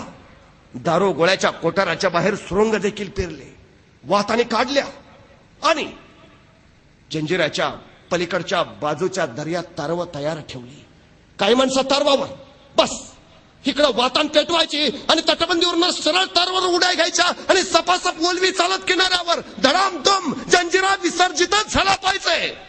ठरलं. काही साथीदार आधीच दर्यात तारवा घेऊन तयार राहिले. आता शेवटचा हात फिरवायचा आहे. बस फक्त वातान पेटवायची आहे. कोंडाजी घरातनं गडबडीनं निघाला आणि त्याच वेळी त्याची बायको म्हणाली, मी पण येते तुमच्या बरोबर. वक्त वाया घालवायचा नव्हता. एक चूक सुद्धा महागात पडणार होती. तिला समजवायचा प्रयत्न कोंडाजी करत राहिला, पण फेल, व्यर्थ. अखेर कोंडाजी म्हणाल, चल तूही चल माझ्या बरोबर. कोंडाजीची बायको जायला निघाली तशी तिची दासी म्हणाली, मी पण येते बरोबर. कोंडाजीची बायको म्हणाली, ती माझ्याशिवाय राहिलीच नाही, तिलाही घ्या ना. कोंडाजीकडे वक्त नव्हता. एक पल, एक क्षण महत्वाचा. कोंडाजी म्हणाला, चल ठीक आहे, तूही चल लवकर. तशी ती दासी म्हणाली, फक्त मी माझे कपडे घेऊन येते, 1 मिनिटात. आणि ती दासी जी कपडे घ्यायला म्हणून गेली ती येताना सिद्धीलाच बरोबर घेऊन आली. कोंडाजीचे हात दारू गोळ्याच्या कोटाराला लागण्याआधीच कलम केले गेले. कोंडाजीला तोफेला बांधण्यात आलं आणि नगार गाण्यावर त्याच्या धडाचे तुकडे तुकडे उडवले. संभाजीचं मस्तक नगार कण्याला टांगलं. अरे त्या कोंडाजीच्या स्वामिनिष्ठ रक्ताचा अभिषेक दर्याला झाला आणि दर्या रक्ताळला. चिंदड्या चिंदड्या उडवल्या. जे साथीदार सापडले त्यांची मस्तक मारली. मराठे कापले गेले. अरे ज्या धडाक्याची वाट संभाजीराजे बघत होते त्याच्याऐवजी कोंडाजीच्या शरीराच्या चिंदड्या चिंदड्या करणाऱ्या धडाक्याचा आवाज त्यांच्या कानावर पडला आणि चौदाळला छाला आणि सज्ज झाला मराठ्यांच्या तोफा. द्यापती तोफानं आणि बघता बघता मराठ्यांच्या तोफातनं गोळे सुटू लागले. धडाधाड धाड दुडुम दुम दम बस. जंजिरा पाण्यात डचमळू लागला आणि नगारखाना पडला. सिद्धीचे सगळे महाल आडवे झाले. मराठ्यांचा एक तोफेचा गोळा बलाढ्य. जंजिरा जंजिरा फार उद्ध्वस्त उद्ध्वस्त होत गेला. सिद्धी खैरत खान सिद्धी कासम खान जो मुठीत घेऊन पळायला लागले. या संभाजी पुढं या रौद्रा पुढं टिकणं मुश्किल. तो सिद्धी खैरत खान एका टेकडी मागे लपून बसला आणि अचानक गोळा आला. नजदीक बस. काळजाचं पाणी पाणी झालं. कळून चुकलं. हा संभाजी आता सोडत नाही. पण जंजिरा ताब्यात आता यायलाच निघाला. पण ऐन वेळी दर्या सिद्धीच्या मदतीला आला. समुद्राला भरती आली. मराठ्यांना मागं सरावं लागलं. पण थांबतील ते संभाजीराजे कसले. अरे मराठ्यांचा जन्म विजांच्या कडकडाटात आणि तोफांच्या गडगडाटातच झालाय. आगीशी खेळणारी माणसं आम्ही पाण्याला भिवून पाळणार नाही. संभाजी आगीशी खेळणारा पाण्याला कुठला घाबरतो. त्याचवेळी विलक्षण युद्धी डोक्यात निघाली जी रामायणामध्ये प्रभू श्री रामांना सुचलेली. या दर्यालाच व्यसन घातली तर आणि अंमल चालू झाला. दर्यातच पूल बांधायचा. कापसाच्या गाठी लाकडाचे उंडके भले मोठे दगड समुद्रात टाकले जाऊ लागले आणि बघता बघता सेतू तयार व्हायला लागला. पण समुद्राच्या लाटा सेतू बांधू देईनात. लाकडाच्या उंडक्या किनाऱ्यावर टाकू लागल्या. कापसाच्या गाठी बाहेर फेकू लागल्या. पण थांबता येते संभाजीराजे कसले मोठ्या चिवटपणे काम चालू ठेवलं. कधी जंजिऱ्यावर गेला ना तर संभाजीराजांनी समुद्रात बांधलेला तो पूल अजूनही दिसतो अजूनही. दर्या बांधू देईना. पण संभाजी हटायला तयार नव्हते. सिद्धी खैरत खान सिद्धी कासम खान बस पुरते उलटे पलटे झालेले. आता संभाजी सोडत नाहीत आणि जंजिरा आता जवळ जवळ हातात आलाच. मराठ्यांच्या तोफात राग ओकत होत्याच. लांडा कासम कलाल बागडी त्या सिद्धीच्या तोफांनी कधीच माना टाकलेल्या मराठ्यांच्या तोफांची धग त्यांना सोसली नाही. आता जंजिरा हातात येणारच. पण त्याचवेळी औरंगजेबानं झहरी चाल केली. कल्याणला हसन अली खान पाठवला आणि वार्ता संभाजीला मिळाली. कल्याणावर हसन अली खान चालून आलाय आणि संभाजींच्या काळचा ठोका चुकला. कल्याण म्हणजे स्वराज्य. जंजिरा घ्यायच्या नादात स्वराज्य औरंगजेबाच्या घशात जायला नको. संभाजीराजांनी सरळ वेडा दादाजी पंत विसाजी पंतांवर सोपवला आणि संभाजीराजे कल्याणकडे चालते झाले आणि बघता बघता कल्याणला पोहोचले. हसन खानाला तुडावला आणि कल्याणवर पुन्हा भगवा फडकला. पण जंजिरा त्यापासून हातात गेला तो गेलाच. या घटनेमुळे जंजिरा काही हातात आलाच नाही. पण सिद्धीवर अशी जरा बसवली संभाजीराजांनी की संभाजींचं नाव ऐकलं तर जंजिऱ्याच्या काठचं दर्याचं पाणी चळा कापायचं. इतकी अफाट जरा. अरे हे अरब लोक दर्यात यायचे. कोकणातल्या बायका पळवायचे बाटवायचे. संभाजीराजांनी आदेश दिला फिलफाड गिरफ्तार करा. आणि सर्केल कान्होजी आंग्रेंनी दोन जहाज गिरफ्तार केले. 200 अरब सापडले. संभाजीराजांच्या पुढे हाजीर केले. संभाजीराजांनी बघितलं आणि सांगितलं आमच्या साताऱ्याच्या शेजारी एक वासोट्याचा किल्ला आहे. वासोट्याचा दिवसा ढवळ्या अजून सुद्धा तिथं कुणी जात नाही. इतकं प्रचंड जंगल. माणसाची बात सोडा. पाखरही तिथे फिरकत नाहीत. परवा चुकून 4-5 पोरं गेली होती. शेवटी हेलिकॉप्टरनं शोधून काढावी लागली. इतका भयान आहे अजून. इतका भयान. चिटपाखरू नसतं. एखादं नुसत्या शांततेनं मरेल तिथं, इतकी भयान शांतता. संभाजीनी सांगितलं, या 200 अरबांना त्या वासुट्याच्या किल्ल्यावर नेऊन ठेवा. आणि आमचा संताजी होता, त्याला सांगितलं, एक करायचं, ह्यांना इतकं मारायचं, इतकं मारायचं, इतकं मारायचं, हे फक्त मेले नाही पाहिजेत. आणि 2 महिने मराठी अरबांना मारत होते, 2 महिने इतके की फक्त मरूच देत नव्हते. एका आठवड्यानंच ते एकमेकांना ओळखेन असे झालते. तो आमच्यातलाच का? इतके सुजलेले, इतके. 2 महिने मराठ्यांनी तुडवलं, सुजवलं. आणि मग 2 महिन्यांनी संभाजीराजांनी सांगितलं, आता त्यांना बाहेर काढा, त्यांच्या जहाजावर बसवा आणि द्या सोडून परत त्यांच्या देशाला. संताजी म्हटला, महाराज सोडायचं होतं तर धरलं कशाला? महाराज म्हटले, दे रे सोडून. त्या 200 अरबांना त्यांच्या जहाजात बसवलं, त्यांच्या देशाला पाठवून दिलं. आणि मग संभाजीराजे संताजीला म्हणाले, आता हे यांच्या देशात जातील, ह्यांच्या प्रांतात जातील, ह्यांच्या गावात पोचतील, ह्यांच्या घरापुढे येतील, दारापुढे उभा राहतील, दार ठोठावतील, ह्यांच्या बायका दार उघडतील, ह्यांना बघतील आणि म्हणतील, आमचं हे घरात नाहीत, नंतर या. ह्यांच्या बायकाही ह्यांना ओळखायच्या नाहीत. इतके इतके सुजवले, इतका नक्षा बदलवलाय मराठ्यांनी. उद्या जर चुकून कोणी महाराष्ट्राकडे तिरक्या नजरेनं यायला निघाला तर पहिल्यांदा हा आडवा जाईल. कुठं निघाला? महाराष्ट्रात नको जाऊ अजिबात. माझी अवस्था बघितलेलीस ना, नको. महाराष्ट्रात तेवढा नको. उद्या तिरक्या नजरेनं कुणी येणार नाही महाराष्ट्रात. संभाजीराजांनी जरा बसवली तर अशी, अरे पोर्तुगीज थया नाचवले, गोव्यावर हल्ला केला, पार मांडवी नदीत तुडवून संभाजीराजे गोव्यात घुसणार. अरे तो विजराई व्हाईसराय पार वैतागला. गोवा ही राजधानी सोडून त्यानं दुसरीकडे राजधानी तयार करायचा डावही मांडला. पोर्तुगीजांचा उपर राज्य संभाजीराजांनी उद्ध्वस्त केला, इंग्रजांशी तह केला, इंग्रजांची मस्तीपुरती जिरवली. सरळ केजवी नावाच्या गव्हर्नरला सांगितलं, मुंबई विकत दे आणि चल चालू पाड. अरे जर त्यावेळी संभाजीराजांनी तहात मुंबई विकत घेतली असती ना, तर 150 वर्ष इंग्रजांचे पाय आमच्या छाताडावर नाचलेच नसते. इंग्रजांचा धोका ओळखला होता ना, तो या सर्जा संभाजीने. औरंगजेब थया नाचवलाय, पोर्तुगीज वाकवलाय, इंग्रज झुकवलाय, सिद्धी पार आडवा केलाय. 1 नाही 2 नाही, तब्बल 12 घडावर निकराची पंजे फाड करत सेना धुरंधर सर्जा संभाजी अजिंक्यच राहिलाय. वैतागला औरंगजेब. अरे एकही चाल यशस्वीला, एकही गड केलं घेतो म्हटलं, हे मराठे गड केले सोडायला तयार नाहीत. अरे एक मावळा साधा नाही, संभाजीराजाने एक मावळा असा घडवलाय जणू काय एक बुलंद गडकोटच. या महाराष्ट्राच्या छाताडावर फक्त 350 गडकोट नाहीत, या महाराष्ट्रात उगवलेला प्रत्येक जण एक गड आहे. संभाजीराजांच्या राज्यासाठी, स्वराज्यासाठी झुंजतोय अफाट ताकदीनं.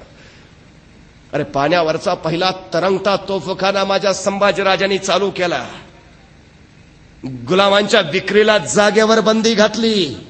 काही नव्यानं व्यापारी पेटा वसवल्यात. शेतकऱ्यांची कर्ज माफ केलीत. त्यांना शेतीसाठी सोयी सुधारणा करून दिल्यात. पाण्याचे प्रवाह प्रत्यक्ष वळवून पिकाच्या वाढीसाठी लक्ष दिलंय. पोटच्या पोरासारखं रयतेवर प्रेम केलंय. फक्त तलवारबाजीच नाही, रयत कल्याणाच्या बाबी सुद्धा हा राजा अखंडपणे करत राहिलाय, अखंडपणे. अरे 9 वर्ष संभाजीराजाने तब्बल 140 लढाया केल्या, पण एकाही लढाईत पराभूत न होणारा राजा म्हणून गिनीज बुकला सुद्धा फक्त संभाजी राजांचीच नोंद घ्यावी लागली. कधी हरला नाही, मागा फिरला नाही, तह केला नाही, नमला नाही, झुकला नाही, वाकला नाही, अजिबात नाही. जो झेपावत राहिला आधी उत्साहानं, अफाट ताकदीनं, प्रचंड शौर्यानं, आपण शिवछत्रपतींचे पुत्र आहोत याच धारणेनं बस जगवत राहिला स्वराज्य, संवर्धित करत राहिला स्वराज्य अफाट ताकदीनं. अरे एवढंच नाही, कर्नाटकात गेले, कर्नाटक मुठीत घेतलाय, तंजावर पर्यंत फार मराठी राज्याच्या सीमा बुडवल्या, त्रिवेंद्रम, त्रिचनापल्ली, मद्रास, कावेरी नदी ओलांडली, तो पाषाण कोट जिंकलाय. चेष्टा नाही, आंध्र प्रदेश, कर्नाटक, तामिळनाडू, मद्रास कुटवर कुटवर झेप मारली या सर्जा संभाजीने. अरे कधी रायगड, कधी पन्हाळा, कधी गोवा, कधी जंजिरा, कधी त्रिचनापल्ली, कधी पाषाणकोट. अरे वाऱ्यासारखा फिरतोय नुसता. दिवसाच्या 24 तासातले 20 तास घोड्यावर मान टोकून लढायचा, प्रसंगी शाडूच्या मातीच्या भाकरी खायचा, पण मराठी राज्यासाठी अफाट ताकदीनं झुंजत राहायचा. अरे तलवारीच्या टोकावर मरण घेऊन हिंडतात मराठे. औरंगजेबा तुला मारायला वक्त नाही लागणार. आई भवानीचं राज्य हे, नको हात घालूस. गरजत राहिला, बरसत राहिला संभाजी राजा. आणि अखेर औरंगजेबानं आपल्या दरबार यांना विचारलं, क्या किया जाए. आणि सगळे सरदार म्हणाले, हुजूर वापस लौट चलते हैं, अभी दम नाहीये हुजूर. आणि अखेर औरंगजेबाला महाराष्ट्र सोडावा लागला.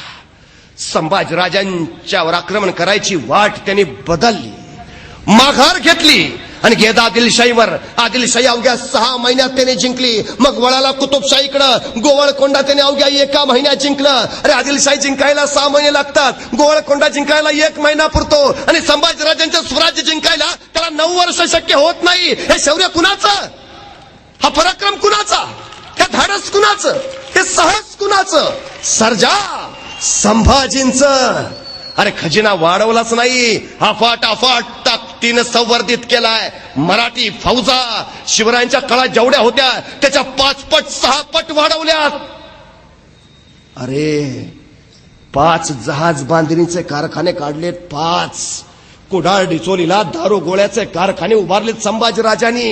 5,500 गलबत दर्यात तरंगते आहेत, दर्यात. अरे सरकेल कान्हो जांगरा, सरकेल दौलत खान दर्या सरंग, बेपना हुकूमत गाजवतायत, बेपना. परवा त्या ताज हॉटेलवर हल्ला झाला, समुद्रात नातेरिके आले, पाकिस्तानवर निघाले, नावेत बसले, कुबेर बोटीवर चढले, त्या नावड्याला ठार मारलं, तिथनं सुरतला आले, तिथनं गेट ऑफ इंडियाकडं, मग दोघं पांगलेन मग हल्ले चढवले. 350 वर्षापूर्वी माझ्या संभाजीराजांनी सांगून ठेवलंय, महाराष्ट्राला धोका जमिनीवरनं नाही, महाराष्ट्राला धोका समुद्रावरनं आहे. हे त्या राजानं सांगितलंय. अरे दर्यावर बेपना हुकूमत गाजवली राजाने, बेपना. 5,500 गलबत दर्यात आहेत. टाप नाही महाराष्ट्रावर तिरक्या नजरनं कुणी यायची. चोहोबाजूनी सुरक्षित केलंय स्वराज्य. एक गडकोट बुलंद बलाढ्य करून ठेवलाय. शिबंदी अफाट वाढवलीये. माणूस मिळत असा अफाट जिगरीचा जिगरबाज. अरे युलस पोर सुद्धा संभाजीराजाच्या पराक्रमानं मोहित झालंय, स्वराज्यासाठी मरायला उभा राहिलंय. हा संभाजी. पण औरंगजेबानं आदिलशाही जिंकली, कुतुबशाही ताब्यात घेतली. मग औरंगजेबाला पुन्हा उत्साह आला. पूरे हिंदुस्तान के आलमगीर होना चाहते हम. हा दख्खन फक्त खुपतोय त्याला, दख्खन. हनुमान तर बदलून घ्यावंच लागलं होतं. त्याला वाटलं होतं शिवा संभाजी म्हणजे शिवाचा नादांत तनशील वारीस, बदलला हनुमान. शिवाजीपेक्षा 10 पटीनं तापदायक आहे संभाजी. अरे त्या शिवाजीने कधी बुर्हानपूर औरंगाबादला हात नव्हता लावला. कचरा औरंगजेब चालून येईल, पुन्हा संभाजी गादीवर आला आणि पहिल्यांदा बुऱ्हाणपुरात धुतलं, औरंगाबाद लुटलं. अरे सळो की पळो करून सोडलं यांनी. दरबार औरंगजेबाने विचारलं, मेरे सब घराने में, हमारे तैमूर के घराने में हुआ ऐसा कोई शख्स पैदा जो रन पर मरा हो? आणि सगळ्या सरदारांनी सांगितलं, ना हुजूर ना, याद रखो, या औरंगजेब या खुद मरेगा या उस संभा को मारेगा. ये पहला आलमगीर होगा जो रन पर मरेगा या उस संभा को मारेगा. आणि शेवटपणे निघाला औरंगजेब. पण त्याला माहिती आहे संभाजीला उघड्या मैदानात पराभूतच नाही करू शकत आपण. मग आकला डाव फितुरांना पुन्हा मदतीला घेतलं. पन्हाळ्यावर कैद केलेल्या मंत्र्यांना संभाजीराजाने पुन्हा पद देऊन सोडून दिलं. पण संभाजीराजांचा मोठेपणा त्यांना पेलता नाही आला. या मंत्र्यांनी पुन्हा संभाजीराजांवर 3 वेळा विषप्रयोग केले. 3 वेळा संभाजी वाचले. 3 वेळा त्यांनी मंत्र्यांना माफी दिली. पण मंत्र्यांचा कावा कारस्थानी चालूच राहिला. हे मंत्री अकबराकडे गेले, औरंगजेबाचा पुत्र. त्याला सांगायला लागले, तुम्ही जर संभाजीला ठार मारायला आमची मदत करत असाल तर अर्ध स्वराज्य आम्ही तुम्हाला देऊन टाकू. ह्यांच्या बापजाद्याची जागीर असल्यासारखी संभाजीच्या खुनाची सुपारी हे अकबराला द्यायला निघाले. तर अकबर प्रामाणिक निघाला. त्यांनी खलिता संभाजींना पोचवला, नावं मिळाली. आणि मग मात्र संभाजीने या सगळ्या मंत्र्यांना हत्तीच्या पायी दिलं, भिंतीत चिरून मारलं, रायगडाच्या टकमक टोकावरनं खाली लुटून दिलं. जे केलं ते योग्यच केलं. त्यांना मारलं नसतं तर संभाजींना मरावं लागलं असतं आणि स्वराज्याचा ग्रंथ कधीच आटोपला असता. न्यायासना पाठीमाग सिंहासन आणि सिंहासना पाठीमाग धर्मासन उभा राहिल्याशिवाय राजाची आणि राज्याची प्रगती होत नाही, हे संभाजींना माहिती आहे. आणि संभाजीराजांचा कारभार तसाच आहे. पण एक फितूर पुन्हा औरंगजेबानं फितावले. आता उघड्या मैदानात नाही, आता काव्यानंच डाव मांडायचा. संभाजीराजा आहेत तेवढे रायगड म्हणजे गरुडाच्या बसकणीसारखा. वाऱ्याला हिजीत आत शिरता येणार नाही आणि आत शिरलं वारं बाहेर पडणार नाही, इतका बुलंद आणि बेदाग.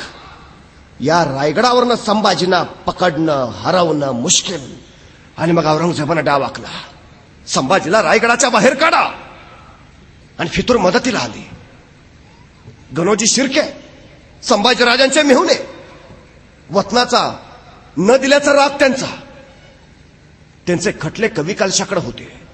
देसाई सावंत आणि शिर्क्यांचे खटले कवी कलशा पुढे आले.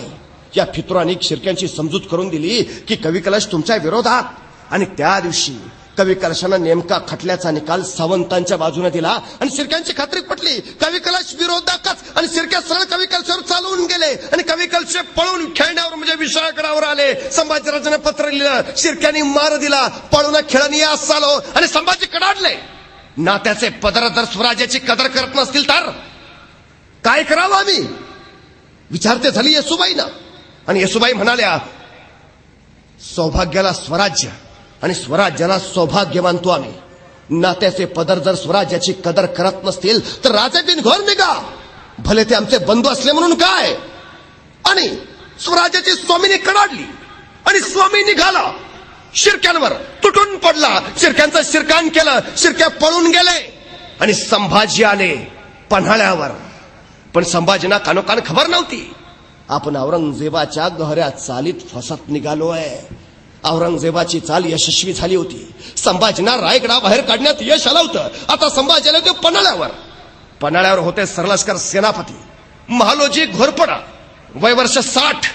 शरीर थकलं असेल पण मनगडातली रग आणि छातीतली धग विजली नव्हती. आलेल्या संभाजीराजाने विचारलं, संभाजीराजे मुकर्रब खानाची कोण हालचाल. आणि कडाडला मालोजी गौरन बोलीत, राज त्यो काय येतोय, आम्ही हाईन हवं रेट तू की त्याला. आणि संभाजी म्हणाले, मालोजी तुमच्या खांद्यावर तर सुरक्षित आहे स्वराज्य. पण त्याच वेळी हेर धावत आला. संभाजीराज सांगता चला, राज रायगडाला येतेगात करण्याचा गैर पडलाय आणि काळाचा ठोका चुकला. रायगड म्हणजे राजधानी, महाराणी तिथं आहेत, बाळराजे तिथं आहेत, स्वराज्य सिंहासन तिथं आहे. कुणी डाव्यानं डाव मांडला आणि संभाजीराजे निघाले. मालोजींना सांगितलं, लागली गरज तर हाक मारू, लग येऊन मिळा मास. आणि संभाजीराव घ्या 100 भालायतांसोबत निघाले रायगडाकडं. पण तत्पूर्वीच औरंगजेबाचा खलिता मुकर्रब खानाकडे आलाय. तो संभाजी रायरीचा जहागीरदार शिर्क्यांशी भांडण देणार म्हणून तिकडे आलाय. आता नामी संधी आहे. आणि ती बातमी घेऊनच मुकर्रब खानानं रायगडाला जाणाऱ्या सगळ्या वाटा आधीच जेरबंद करून ठेवल्या. संभाजीराजांनी वाटा शोधल्या पण वाटा सगळ्याच फिरपता. जेरबंद मुकर्रबच्या तावडीत एक वाट होती शिल्लक, गर्द बिकट वहिवाट असलेली, निबिड काटाकुट्यांची, किर्र झाडांची, भयांकडे कपाऱ्यांची, दऱ्या खोऱ्यांची, बिकट. संभाजीराजांनी तीच वाट निवडली, संगमेश्वराची. पण मुकर्रब खानानं आपले पेरून ठेवले होते फितूर तिथंच. आणि संगमेश्वरच्या 100 भालायतांसोबत संभाजीराजे संगमेश्वराच्या वाटेला निघाले. आणि एवढीच बातमी मुकर्रब खानाच्या कानावर पोहोचवण्यात आली. संभाजीराजे संगमेश्वरला सरदेसाईंच्या वड्यात मुक्कामाला थांबले. मुकर्रबला पक्की बातमी, अवघ्या 100 भालायतांसोबत राजे संगमेश्वरात सरदेसाईंच्या वाड्यात आहेत, नामी संधी आहे, लग निघा. आणि मुकर्रब खान 5000 सैनिक टाकोटाक निघाला.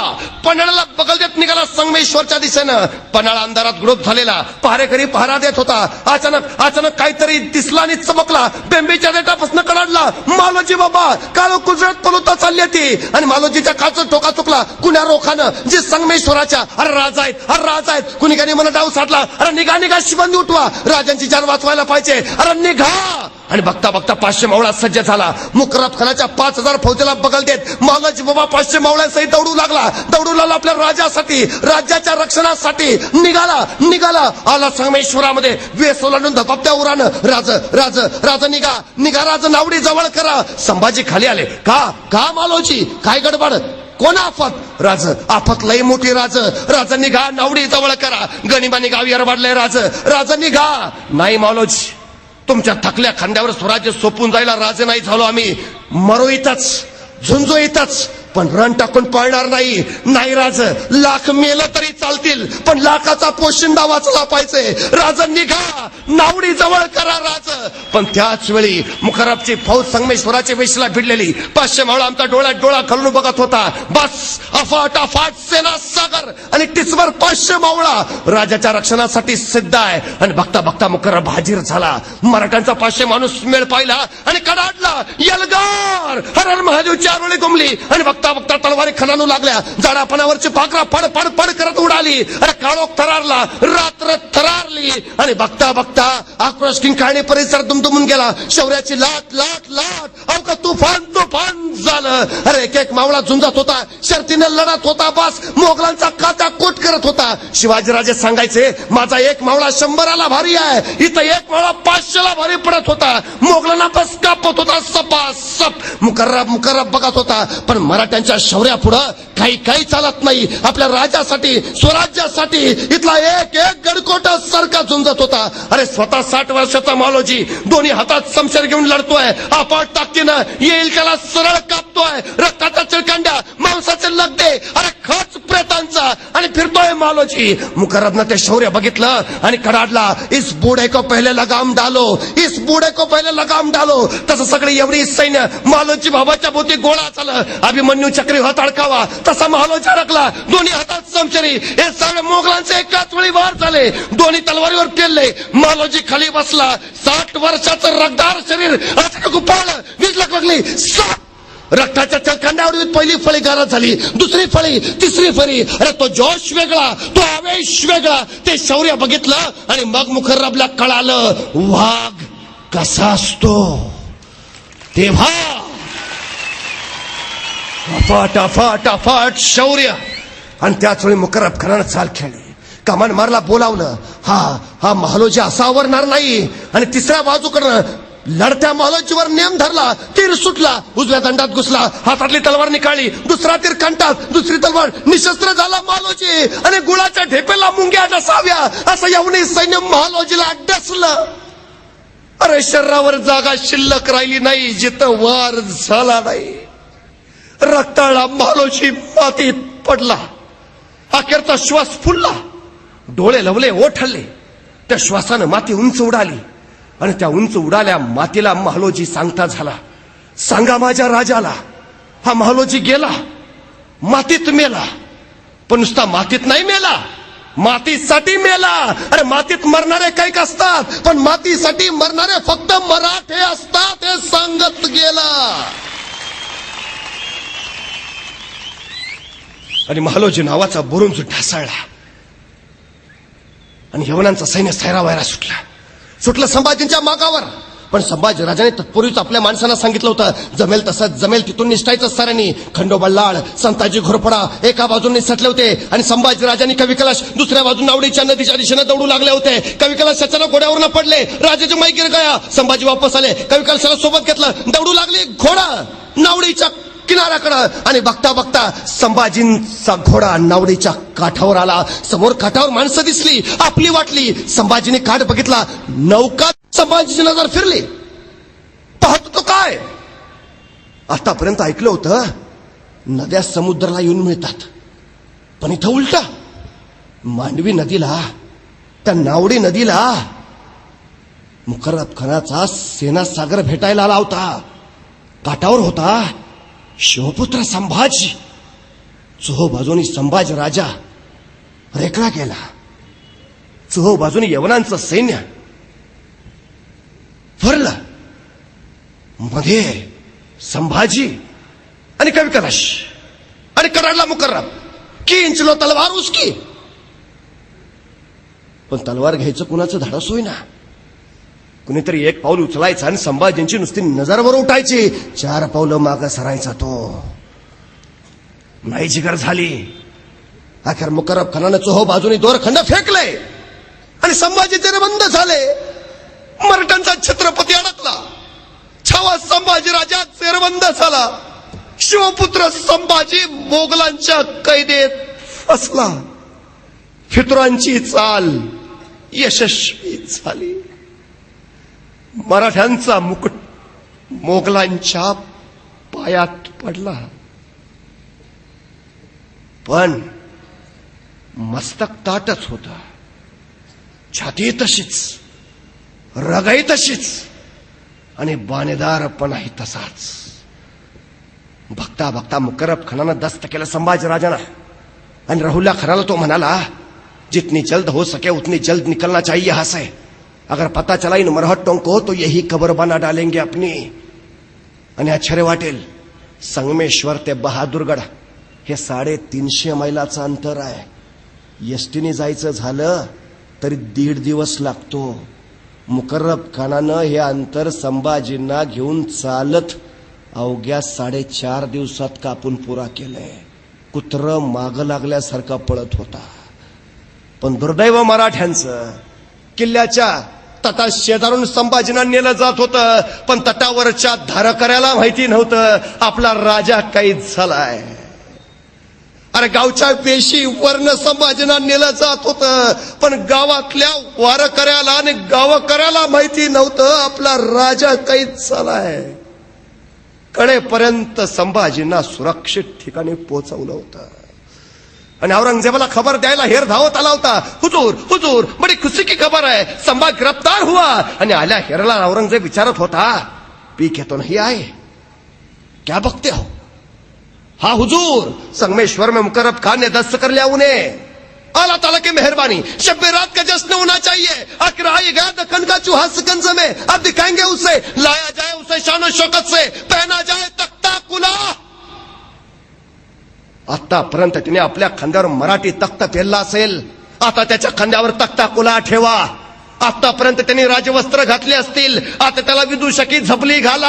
आतापर्यंत त्यांनी मराठेशाहीचा मुकुट मिरवला असेल, आता त्याला घुंगर असलेली विदूषकी टोपी बांधा. आतापर्यंत त्यांनी राज अलंकार घातले असतील, आता त्याला पोलादी काटेरी साखळ दंडाने जकडवा.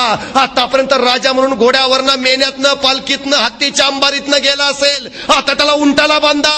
आतापर्यंत राजाला म्हणून नगारे वाजले असतील, आता ढोल ताशे बडवायला सुरुवात करा. कळू द्या महाराष्ट्राला, आलमगीर औरंगजेबने संभाजी गिरफ्तार केलाय. आणि बरहुकूम निघाली थिंड. विदूषकी झपली घातली, घोंगर असलेली टोपी अडकवली, काटेरी साखळ दंडाने जकडवलं, उंटाला बांधलं आणि निघाली धिंड वाजत गाजत. अरे कुठल्या राजाच्या वाट्याला आली ही विटंबना, कुणी सोचलं? अरे मोगली छावणीत कल्लोळ कल्लोळ वाजला होता आनंदाचा. आकुरले होते सारे. अरे 9 वर्ष ज्याने औरंगजेबाच्या दिमागात सैतानी गोंधळ घातला, तो संभाजी आहे कसा? अरे कसा दिसतो, कसा आहे तो? कोण कोण कोण? अरे कोण कुणाच्या झाडावर, कोण कुणाच्या घरावर, कोण कुणाच्या डोक्यावर, कोण कुणाच्या खांद्यावर उभा राहून बघत होते. कसा आहे संभाजी? आणि निघाली थिंडा वाजत गाजत. अचानक कुठून तरी भिरभिरणारा दगड यायचा, धप छातीवर आदळायचा, रक्ताची चिळकांडी यातनेचा कल्लोळ उडायचा. कुणीतरी यायचं, उंटाची शेपटी पिरगाळायचं, उंटा थया थया नाचायचा, अंगावरचे काटेरी साखळ दंड टोचायचे, बोचायचे, जागोजागी जखमा करायचे. कुणीतरी यायचं, अंगावर थुंकायचं, कुणीतरी यायचं, एखादं शिवी द्यायचं, कुणीतरी यायचं, तलवारीच्या टोकाने संभाजींच्या अंगावर रेषा उठवायचं, रेषेबरोबर रक्ताची धार लागायची. अरे मातीवर रक्त रक्त मुद्रा उमटवीत जायची. अरे कुणी सोचलं? अरे विंचवाच्या लवलव करणाऱ्या वेदना कुणाच्या वाट्याला आल्या का? अरे झुकला असता, वाकला असता, नमला असता तर आयुष्यमध्ये जगला असता. मग का नाही केलं? का सोसत राहिला सगळं? का सहन करत राहिला विटंबना? स्वराज्यास्मितेसाठी, स्वराज्यासाठी, मराठी दौलतीसाठी. अरे इतका इतका अनन्वी छळ, इतके रक्ताळले होते संभाजी, इतके शेंदूर फासल्या हनुमानासारखे दिसत होते. बस इतकी जागा ठेवली नव्हती रे शरीरावर वार वार करायची. पण एवढं सगळं सोसून सुद्धा छावा होता ताठ. झुकली नाही मान, वाकला नाही कणा. तसाच बाणेदारपणे आला औरंगजेबाच्या दरबारात. तख्तासीन झालेला आरमगीर औरंगजेब दरबारात आल्या आल्या वजीर असद खान कडाडला, संभा झुक जाओ आलमपना के सामने. आणि कडाडला कवी कैलाश, राजा है वो झुकेंगे नहीं झुकाएंगे. खामोश. सर्दिशी शमशिराला गर्दनेवर चुप चुप. याद रख कैद में है तू, आला ताला के दरबार में है, चुप. पण त्याच वेळी आवाज ऐकू आला, सबूर असद सबूर, अभी बहुत पूछना है इसे.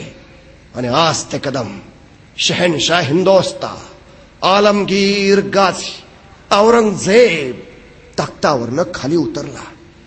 संभाजींच्या पुढे आला. तो रक्ताळा संभाजी एकदा निहाळला आणि नजर स्थिरावली डोळ्यांवर. तीच नजर, तेच तेज. आणि औरंगजेब म्हणाला, 9 बरस का था तब ये मिला था हमें आगरा में. तब पूछा था हमने इसे, क्यों रे संभा तुम्हें हमारा डर नहीं लगता. और इस संभा ने जवाब दिया था, हमें किसी का डर नहीं लगता, लेकिन हमारी वजह से सबको डर लगता है. सच कहा था काफर ने. कभी ठंडा ट्रैवल ले दी, लेकिन अब नहीं, अब नहीं. अल्लाह ताला की मेहरबानी, आखिर आज कैद में है तू हमारे. आणि त्या खुदाचे आभार मानायला औरंगजेब गुडगे टेकून खाली बसला. नमाजाच्या रुकाता पडायला लागला. आणि त्याची ती अवस्था बघून संभाजी राजाने कवी कलशांना विचारलं, कवीजी, कवी आहात आपण, मग या प्रसंगावर सुचते का एखादी कविता. आणि आश्चर्य वाटलं कवी कलशांना. अरे काय माणूस आहे, मृत्यूच्या गोटात आहे, औरंगजेबाच्या दरबारात आहे, याला भीती नाही, भय नाही. हा माणूस म्हणतोय सुचते का एखादी कविता. ही काय कविता ऐकायची वेळ आहे. कवी म्हटला, हा हा राजन, का नाही, ऐका. राजन, तुम हो सांचे, खूब लड़े हो जंग, देख तुम्हारा तेज तखत तेजत औरंग. और राजे काय लढलात तुम्ही जंग, काय तुमचं तेज, काय तुमचं शौर्य. राजे तुमचं तेज बघून औरंगजेब स्वतःचं सिंहासन त्यागून तुमच्या पुढे येऊन गुडगे टेकून बसलाय. बहुत खूब, खामोश. सर्दिश औरंगजेब ताड झुकला. चुप चुप. बता संभा, बताओ, कहा काय खजाना, कहा किए लूट, कहा काय खजाना. तसा कडाडला संभाजी, अरे हिंदुस्थानाचा खजाना, इथं मातीचा कणन कण मानतो मी सोनं. औरंगजेब तू गिळलास खजाना, तू गिळलास हिंदुस्थान, पण आम्ही मागणार नाही तुझ्यासारखे, होणार नाही भिकारी. अरे हिंदुस्थान हाक मारून भीक देतो तुझ्यासारख्याला, घेत नाही असा, घेऊ मनगडाच्या बळावर. बस. सरपडत राहिला औरंगजेब, सरपड़त. ये मरहट्टे क्या खिलाते हैं अपने बच्चों को. क्यों पैदा नहीं हुआ ऐसा एक भी शख्स हमारे जनाने में. हे मराठे आपल्या पोरांना काय खायला घालतात. का असलं एकतरी पोरग माझ्या घरात नाही जन्माला आलं. आणि संभाजी म्हणाला, अरे तुझ्या पोटी कसा जन्मेल संभाजी, अरे कसा जन्मेल संभाजी तुझ्या कुशीत. संभाजी जन्मेल तो शिवछत्रपतींच्या कुशीत आणि महाराष्ट्राच्या मुशीतच. अरे स्वतःच्या बापाला विष देणारा तू, स्वतःच्या भावाची खुलेआम कत्तल करणारा तू, तुझ्या पोटी कसा येईल संभाजी. संभाजी येईल फक्त सह्याद्रीच्या कड्यावर. आणि बस तुझ्या नरड्यावर. याद राख, महाराष्ट्राच्या मातीत उभा आहेस तू, इथंच माती करू. आमच्याच वाटेवर येऊन आमच्याशीच वाटमारी करणाराची त्याच्या वाटेवर जाऊन वाट लावल्याशिवाय आम्ही आमच्या वाटेवर परतत नाही. हा इतिहास आहे आमचा. आणि चमकला औरंगजेब. त्याला काय कळे ना, अरे कैदेत कोण आहे, तू का मी. पण अखेर विचारला त्यांनी, मेरे कौन कौन से सरदार शामिल थे तुम्हें. आणि उसळला संभाजी, अरे तख्तासाठी रक्तावर उलटणारी जात नाही आमची. आई भवानीचे भूते आम्ही, विकणार नाही इमान, होणार नाही बेईमान. मरू इथंच, रक्ताचा अखेरचा थेंबन थेंब असेपर्यंत इथंच.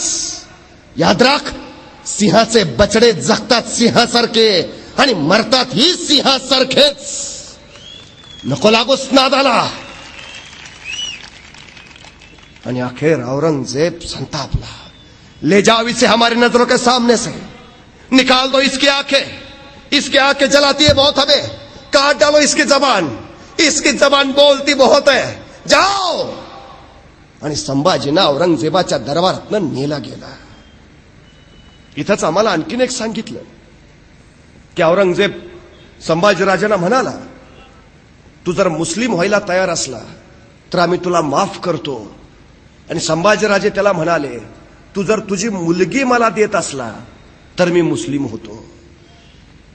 संभाजींचं चरित्र असं तसं बदनाम केलंच आहे, पण त्यांच्या शेवटच्या ज्वलन तेजस आत्म बलिदानाच्या वेळी सुद्धा त्यांना असं बदनामीच्या आगात जाळावं ही केवढी मोठी शोकांतिका आहे.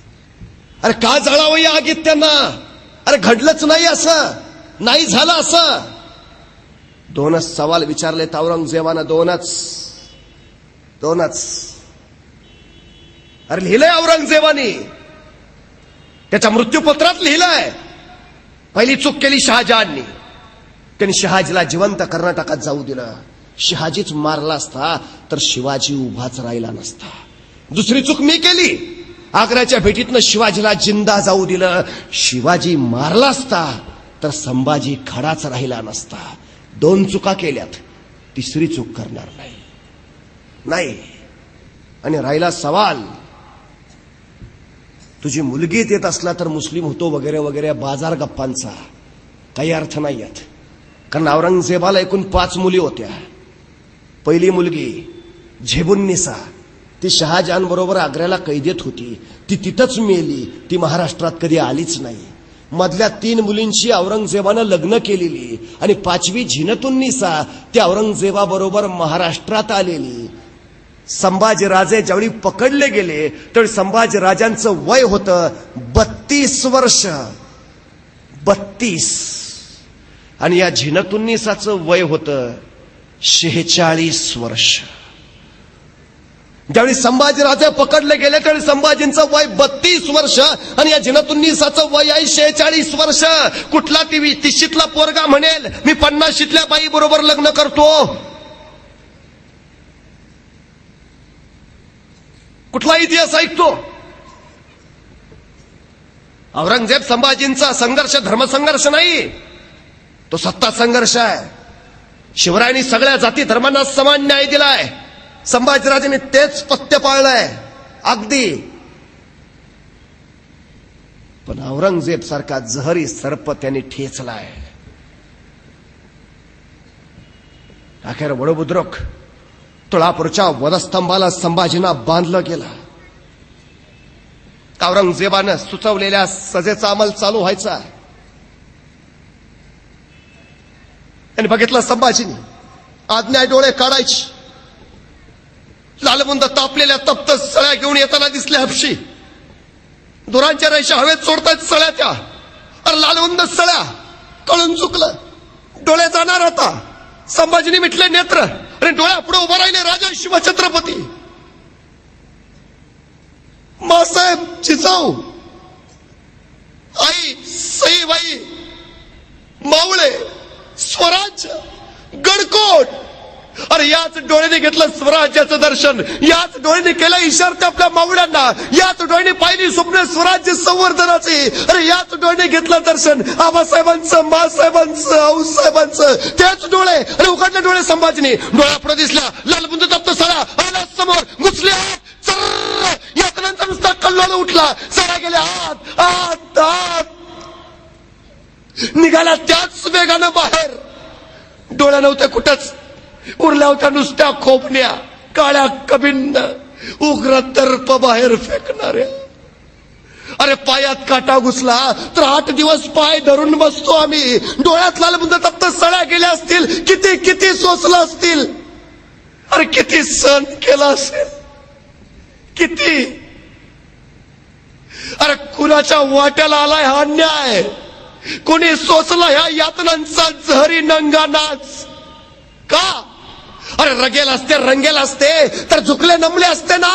कुठून आलं हे आत्मधैर्य, कुठून आला हा आत्मसंयम, कुठून आली ही जिगर? पण तोपर्यंत सजेचा दुसरा अंमल चालू झाला होता. सजावती जबान काढायची.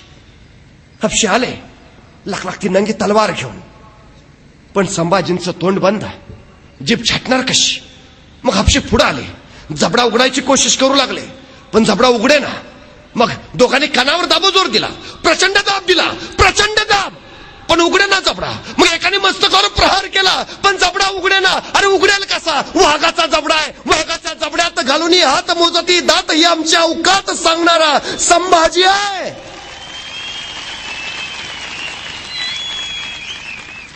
पण तोपर्यंत एकानं युक्ती केली. संभाजींचं नाक दाबून धरला, श्वासासाठी जीव गलबलला, तळमळला. श्वासासाठी ओठ हल्ली, जीभ लावली, आणि त्या संधीचा घेतला फायदा. सांची घुसली आत, सांचीत पकडली जीभ, ओढली बाहेर, नंगीतून लग लागली. तोंडात नवघळलं नुसतं लालबुंद रक्त. जीभ पडली होती समोरच वळवळत. ती सुद्धा तयार नव्हती संभाजीराजापासून पोरकं व्हायला. अरे ज्या जिभेनं उमटवले जगदंब जगदंबचे बोल, ज्या जिभेनं दिली किलकारी हर हर महादेवची, ज्या जीभनं केला जागर जय भवानीचा, जी जीभ म्हणत राहिली आऊसाहेब मासाहेब बाबासाहेब, ती जीभ पडली होती समोरच वळवळत. एक नाही, दोन नाही, तब्बल 40 दिवस अनन्वित अत्याचार चालला होता. अरे बोकड सोलावं असं संभाजींचं कातडं सोलून काढलं, त्याच्यावर मिठाचं पाणी टाकलं, सर्र यातनांचा जाळ जाळ झाला नुसता. कुणीतरी यायचं गुडघ्याच्या वाट्या काढून न्यायचं, कुणीतरी यायचं हाताची बोट छाटायचं, कुणीतरी यायचं तलवारीच्या पात्यानं मांसाचे लगदे कापायचं, कुत्र्या गिधाडांना खाऊ घालायचं. अरे कुणी बघितलं असतं तर वाटलं नसतं मराठ्यांचा छत्रपती आहे. अरे भूतासारखी अवस्था झालेली, आणि एवढं सगळं होऊन सुद्धा माझा सर्जा सोसत राहिला, सहन करत राहिला. का? आपण शिवछत्रपतींचे पुत्र आहोत. या अस्मितेसाठी, स्वराज्यासाठी, राष्ट्रधर्मासाठी सहन करत राहिला. 40 दिवस. अखेर उगवली फाल्गुनी वद्य अमावस्या. 11 मार्च 1689. औरंगजेबाची अखेरची सजा. संभाजीचं मस्तक कलम करा. आणि संभाजींचं मस्तक छाटलं गेलं, भाल्याच्या फळाला अडकवलं, आणि गुढी पाडव्याच्या आदल्या दिवशी महाराष्ट्रात संभाजींच्या मस्तकाची गुढी उभारली. निघाली वाजत गाजत, आली इंद्रायणी भीमेच्या तीरावर. त्या इंद्रायणी भीमेच्या तीरावर त्या रेतीत रोवला तो भाल्याचा फाळ, आणि मस्तकातनं रक्ताचा एक थेंब पडला त्या पात्रात, आणि थरारली इंद्रायणी भीमा. आणि याच इंद्रायणी भीमेनं पाहिलं होतं ते शौर्य, ते धाडस, ते साहस, तो पराक्रम, ती ज्वलन तेजस निष्ठा, ते धैर्य, तो संयम. मानवी जीवनाच्या पलीकडल्या चिरंतन तत्वाशी जुळलेलं संभाजींचं ज्ञाननाथ. ती इंद्रायणी भीमा संभाजींच्या मस्तकाकडे तिरक्या माना करून आसव ढाळू लागल्या. गेली 350 वर्ष झाली, इंद्रायणी भीमा अजून रडतेच आहे. सांगतेय खरा सर्जा संभाजीराजा अजून कळलाच नाही. शिवाजी महाराजांनी सांगितलं कसं जगावं, आणि संभाजी महाराजांनी दाखवलं कसं मरावं. ती इंद्रायणी आजही सांगते.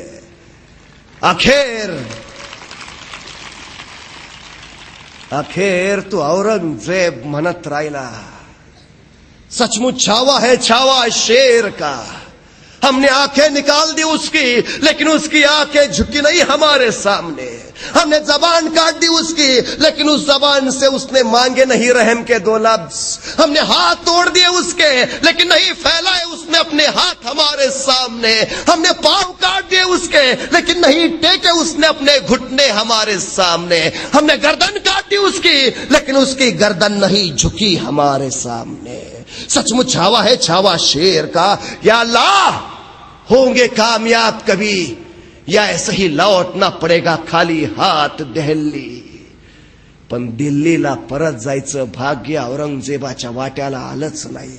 संभाजींच्या रक्ताच्या थेंबा थेंबातून इथं पुन्हा जन्माला आला हजारो लाखो संभाजी। अरे संताजी धनाजी सारखा एक एक झुंजत राहिला, लढत राहिला। राजाशिवाय 14 वर्ष महाराष्ट्र औरंगजेबाशी टक्कर घेत राहिला आणि अखेर इथंच औरंगजेबाची कबर बांधून मग शांत झाला।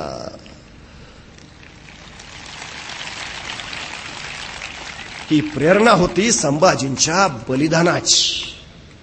ही प्रेरणा होती संभाजी राजांच्या राष्ट्रप्रेमाची, राष्ट्रभक्तीची। जय शंभूराज।